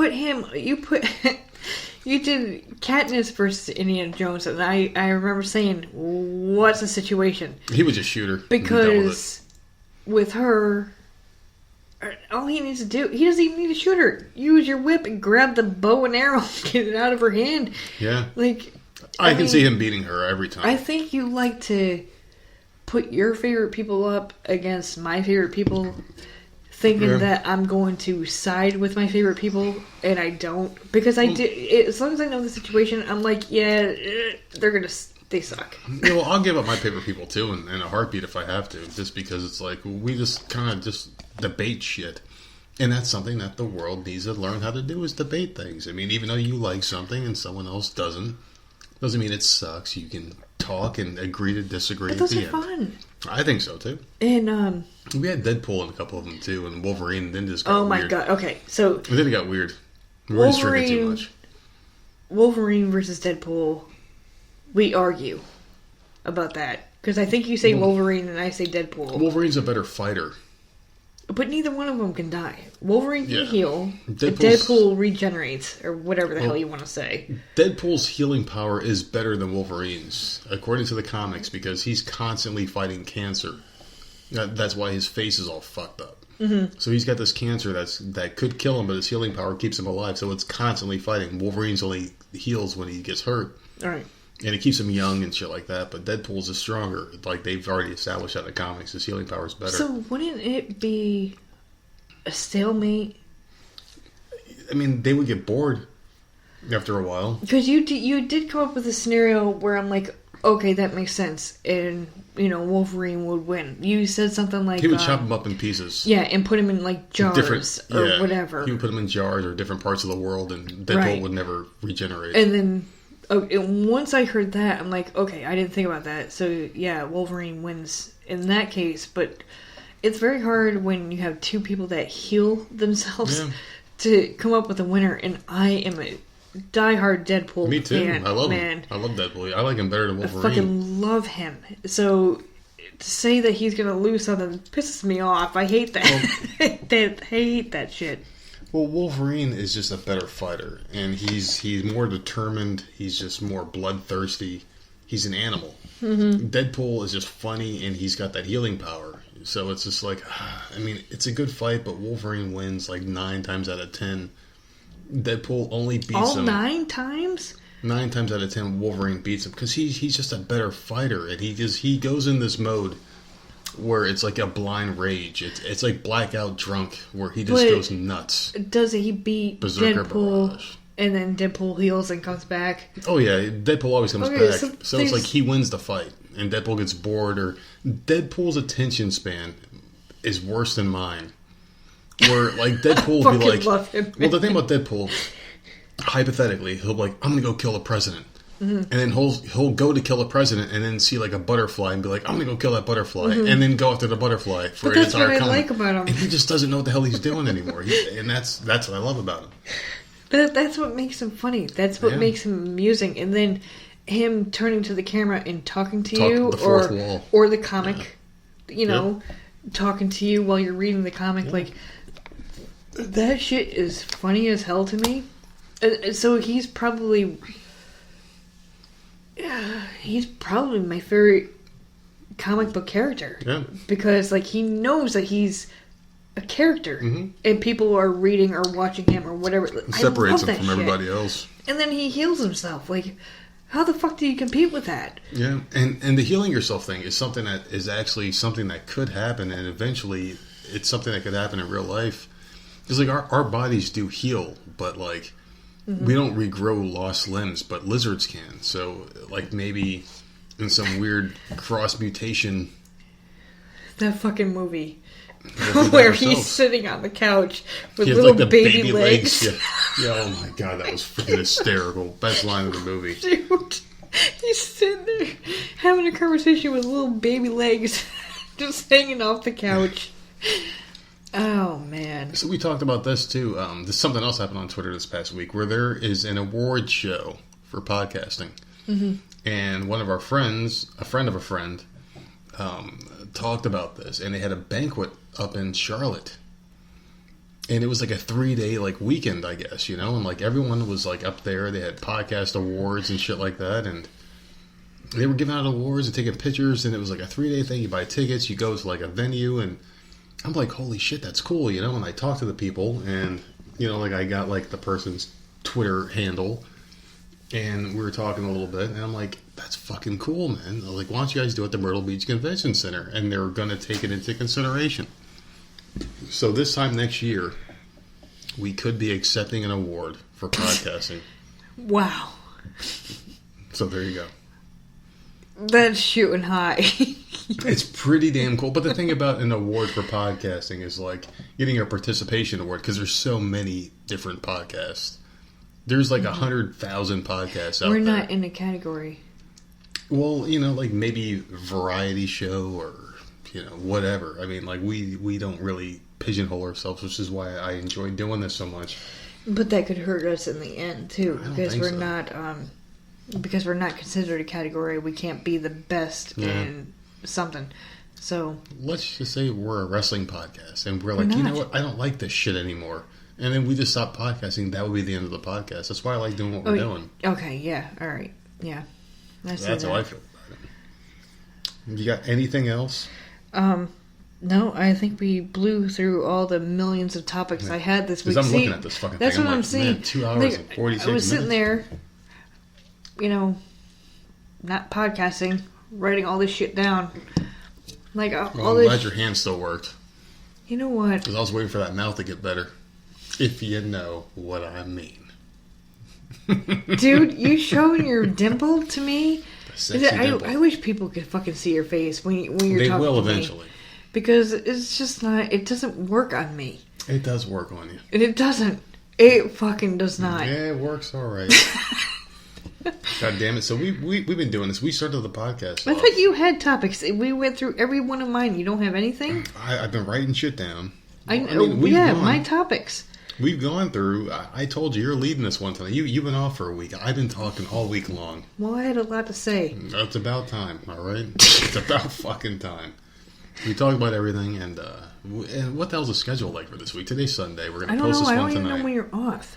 I said I'm off Thursday and Saturday. Supposedly Saturday. So okay. Saturday is some weird shit going on. So who knows? Maybe we'll see about that day. Wait, what weird shit's going on Saturday? I'll tell you about that off camera because because we need to get flu shots. Related stuff. That's work related stuff. So I don't want to talk about that on the air. Well, but yeah, man, we got some shit coming up. I don't want to get flu shots after school. People are there. I know. And I wonder if that same weird lady's going to be there. I don't care who's there, but I want to get there.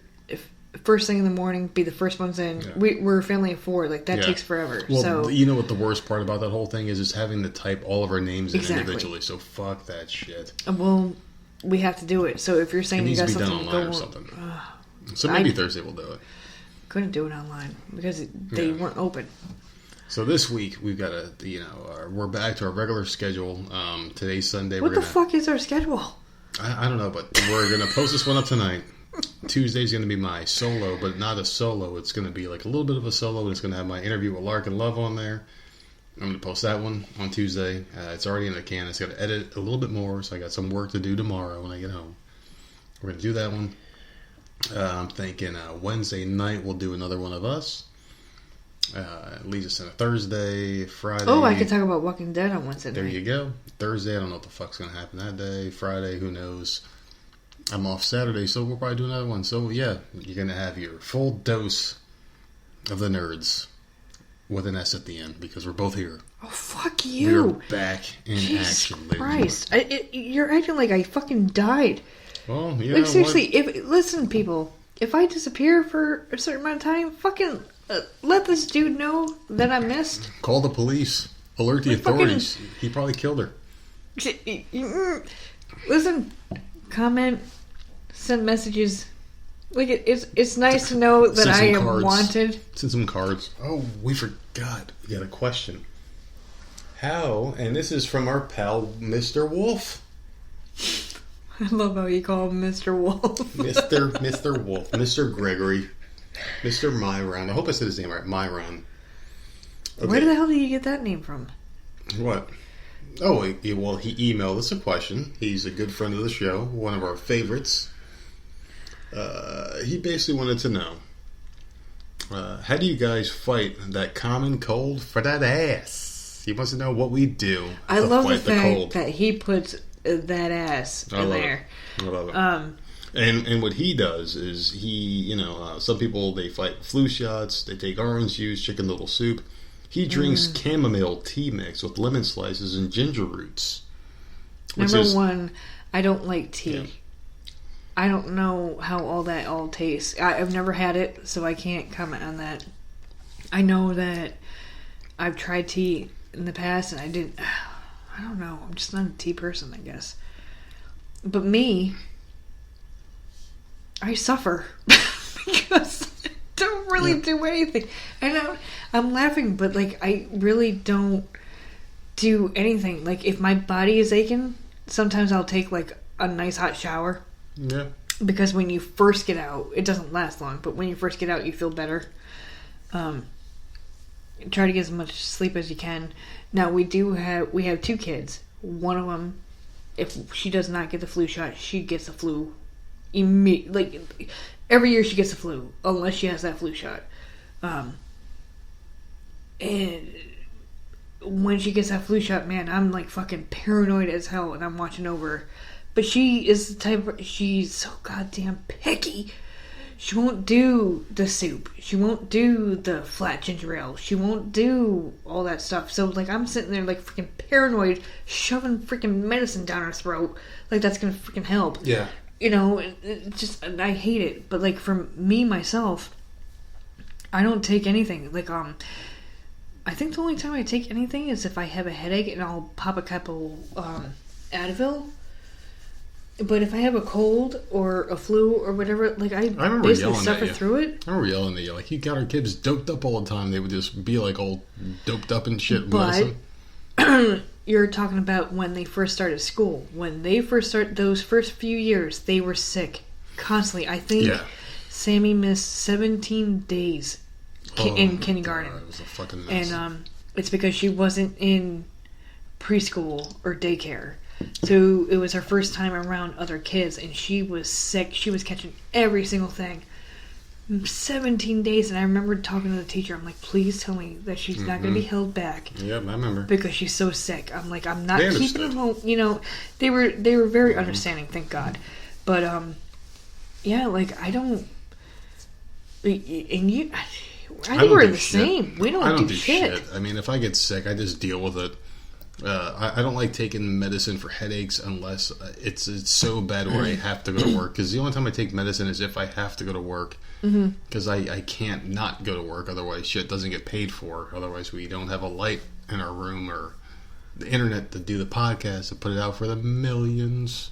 And millions. And people that I wish. But yeah, but I mean, like, you really can't, like, not go to work. So I really don't fuck with medicine. I mean, I do remember this. I remember there was only one time that I faked being sick. I was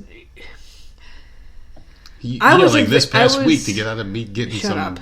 No. bootay. Listen, dude, shut up. Because when I'm sick, you're fucking still going after my ass, so it doesn't even matter. Trying to get all of that. But listen, when I was a kid, I never faked being sick. Ever.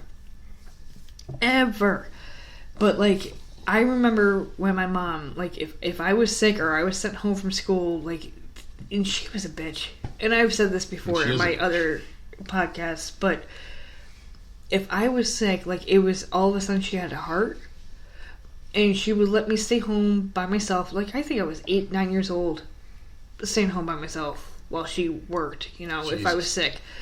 And she would come home with, like, all those awesome magazines, like, Bop, and Teen Bopper, or whatever the hell they were called. But is that what they were called? Yeah, some they asshole centerfold. Yeah, they were the awesome Jonathan Taylor faggot. Oh my god. Yeah. She would come home with all these freaking magazines, and then she'd bring home, like, the ginger ale and the soup and stuff, and, like, she would, like, that's the only time that she was, like, sweet and loving. Ugh. And, like, I remember there was only one time that I faked being sick just to, like, get attention, you know? And you know, you see it on TV or whatever. You put the thermometer underneath the lamp. The lamp, yeah. And for some reason, it didn't work because I had one of those light bulbs that didn't get hot or something. Wait a second. You're 247 degrees Fahrenheit. You should be dead.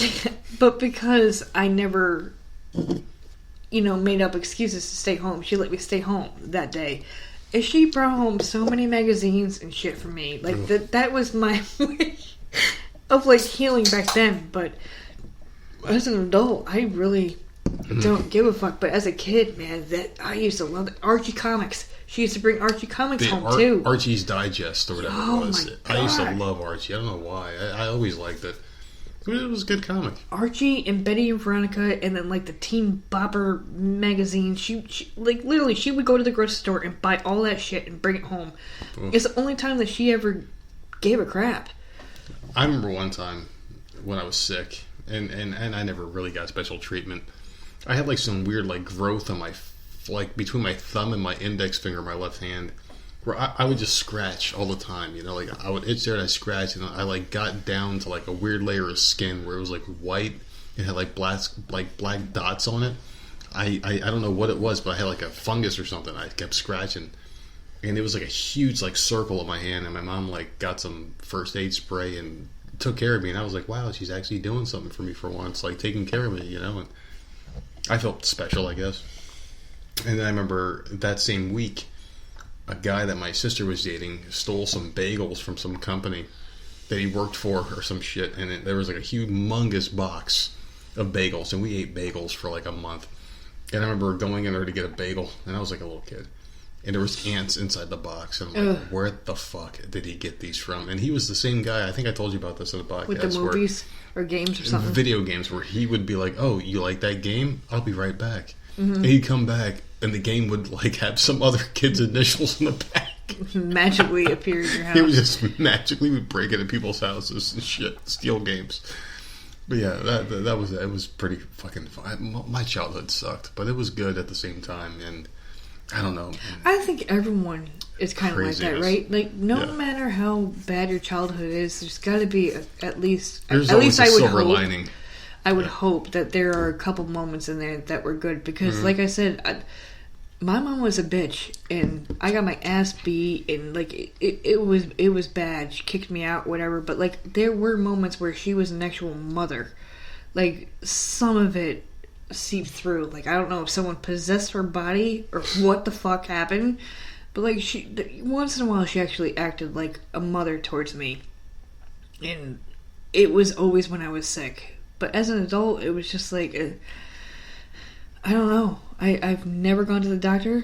I've always just like suffered and just done whatever. Yeah. And because I have kids, like if I'm sick, I get the fuck up and I get them ready and bring them to the bus and then come home and be miserable.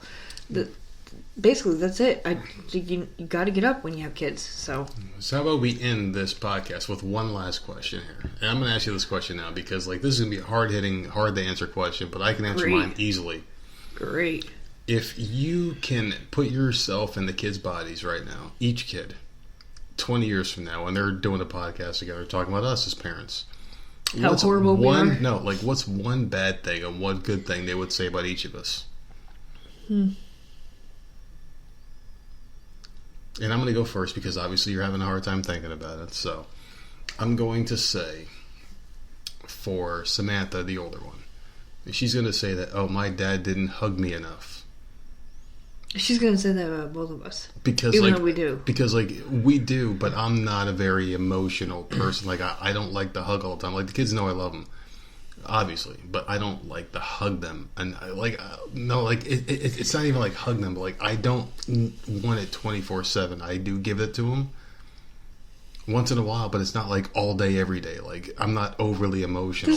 Why are we talking about this? This is a miserable question. No, it's not a miserable question. It's An's question. Why are we going to think about bad stuff? I think a good thing. No, I said one bad, one good from each kid, and I think like, oh, like my dad doesn't like hug me 24/7 because I think that's weird, and I don't think that's necessary. But a good thing would be like, oh, my dad spoils me, as far as like he buys me whatever the hell I want. So I think that would be good for her. For Jenna, I think it would be the same thing, but she gets a little bit more only because she's still like a baby, I guess, with the autism. So I guess that would be the same thing. So that's what I would say. And you would say the same, you think? It's not like a horrible topic. I mean, shit. Well, no, I'm trying to think of what they would hate about me. We talk about your parents and my parents and how many. No, I know. I'm trying to think of what the hell. And I'm not trying to be like stupid or anything, but like, what the fuck would they hate about me? I guess that I don't. Maybe for Samantha, I don't give enough attention because it's not that she doesn't listen. Requires a lot more. Listen, I'm not trying to sound like a fucking moron here, but this kid is very needy. I don't know where she gets it from because both of us are not. No. But she needs like super attention, 24/7, and I'm thinking it's because she has a sister with a disability and I think that's where it stems from because I can't find any other excuse for it. But like she needs constant reassurance, constant like attention, constant. And I'm just like, makes sense though.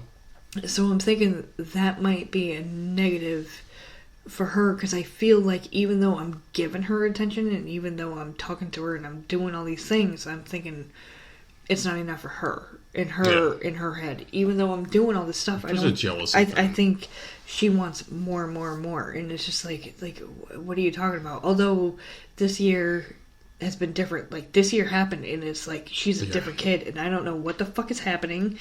And she's in 6th grade, and she's like in her room, and it's just like I don't know. She's a different child at this point, and it's only been 3 months, and I don't know what happened to the kid that was in August because it's weird, man. They change hormones. In 3 months, like the first day of school, she came home and she's a different kid, and she hasn't been the same. Yeah. So I don't know what the fuck's happening with that, but and then the good stuff, I guess. I don't know, homework. Like my mom no one ever helped me with my homework. I think the fact where like you're strict to a point where like I think in the future she'll appreciate it. Like, oh, she was strict because she wanted to protect me from this and that and the other. Like I walk them in the morning because it's dark out. I walk them to the bus stop and I talk to them. And you're involved. And, you're involved. Yeah, and I talk to the kids' parents and like I don't know. Like I hope that they look back and they're like, okay, because I don't remember my mom ever doing anything like that. I think with Jenna, she might say that I work too much. I think she doesn't feel like she knows me. Any of that because I don't know how she's going to be when she's an adult. It's like she's 9 right now, and my entire, existence with her has been like me working these very long hours every day. And I think she might say, "Oh, well, he worked too much." I think her favorite part of you is doing her bedtime routine. She loves which that you shit. have, yeah. Even though it lasts like 2 minutes or whatever. Like this is this whole drawn out thing. Like she looks forward to that. We have a script. If you are not home, like that we mentioned earlier in the podcast, you didn't come home until after 9 o'clock that one night. She tried so hard to stay up that night, and it's like because she needs that, and it's like she needs to know every day: is Daddy working? She calls it sleeping because you sleep in. Yeah, is he sleeping or off? Yeah, or working. Yeah. So is Daddy sleeping? Daddy's working, and like she needs to know, and so and I think that's cute. I think that's sweet as hell. Like she wants to know exactly what you're doing, so she knows what to expect that day. So I don't know. Like No, it's good. So I think that's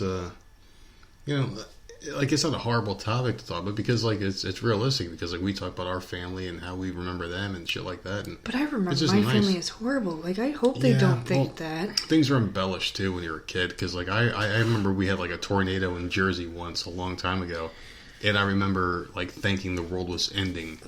Because I got home from school and it lasted like 5 minutes, but in my mind as a kid it lasted 5 hours, like 5 days, 5 months. There was like all this crazy shit was going down because it's just different. And when you're a kid, that's why you got to kind of just like make the impressions you can while you can because those are memories you can never erase. And people remember things that they want. At this point, like Samantha's starting to realize like everything is becoming online.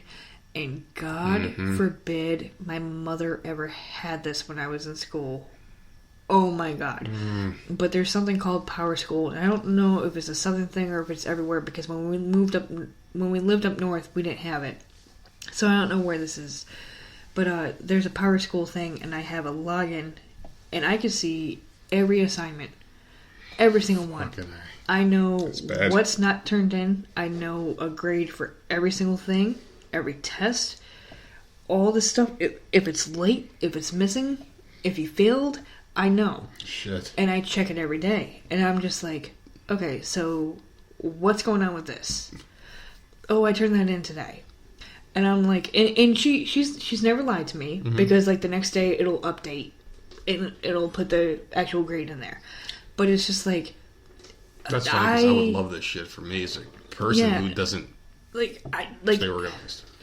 I know every single thing that is going on with her in school. So, like, you ain't gonna hide from me anymore. Yeah, and, like, it might have, like, they did it a little bit before, but you're in 6th grade now. I know every fucking grade for every single thing that you're supposed to be doing.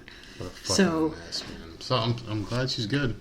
She's gotten, I think she's got 1 A and 3 B's, which is less than what she's normally got. Shit. Usually it's half A's and half B's or whatever. Yeah. But I'm happy. It's getting harder. Exactly. And she's in an accelerated class this year. So, I mean, she's got an A in math, which is the one she struggled with last year. She always hates math. So, like, I mean, fuck it. Whatever. But, like, I'm on top of that every day. And like, she'll come home from school. I'm like, where's this one? Like, what is this grade? Bitch, get a life. Just get off this goddamn app and get a fucking life. She probably hates that, but I'm hoping, like, when she's older, that she's like, you know what, thank God that she was on top of my ass. Thank God my parents gave a shit about me. Because, I mean, that's one thing that even the most strictest parents get credit for is being involved. And that's all you can do as a parent. Get involved, stay interested, and... Because she's a smart kid. Yeah. Like, I'm not going to let her fall through the fucking cracks. It's just like Jenna. Like, I know that she's got this disability, but you're not going to let her fall through the cracks because you can't figure out how to teach her. Maybe that's... Find someone that can. Maybe that's what they both will like about you.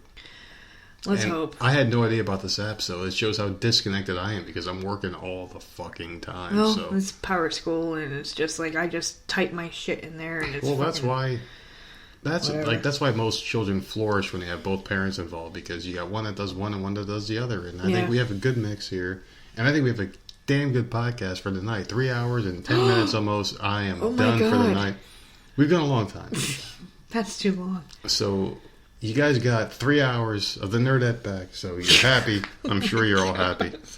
I know we got at least a couple people. That Leave some comments or something leave some comments. to show some appreciation and let the nerd know. Yeah, keep blowing that her I up was a little missed. more. Keep blowing her up a little more. Come on, You can man. send those emails to voicesofmiserypodcast@gmail.com. You can also send feedback on Twitter at Voices of Misery. And please check out our friends at cbdmedic.com. And don't forget to use our code VOMPodcast10 to get 10% off any order. Facebook is dead. Everything's dead. It's 10:46. We missed all of this pay-per-view. And I don't give a shit. I saw Becky, and I'm good. Anyway, you got anything you want to add? Anything you want to say to our listeners? No, I think we covered everything that I had written down. Yeah, we'll do some more podcasts this week because we are not sick, and we're going to get our flu shots. We might be a little bit sick near the end of the week, but we will get through it and keep putting out more content for everybody. More podcasts for that ass. Anything else you want to add before we cut this thing off? All right. Shut it. We'll see you down the road. Later. Hey everyone, this is Stevie Richards. When I'm not doing Stevie Richards Fitness, well actually when I am doing Stevie Richards Fitness resistance band training programs, I like to listen to my friends on the Voices of Misery podcast.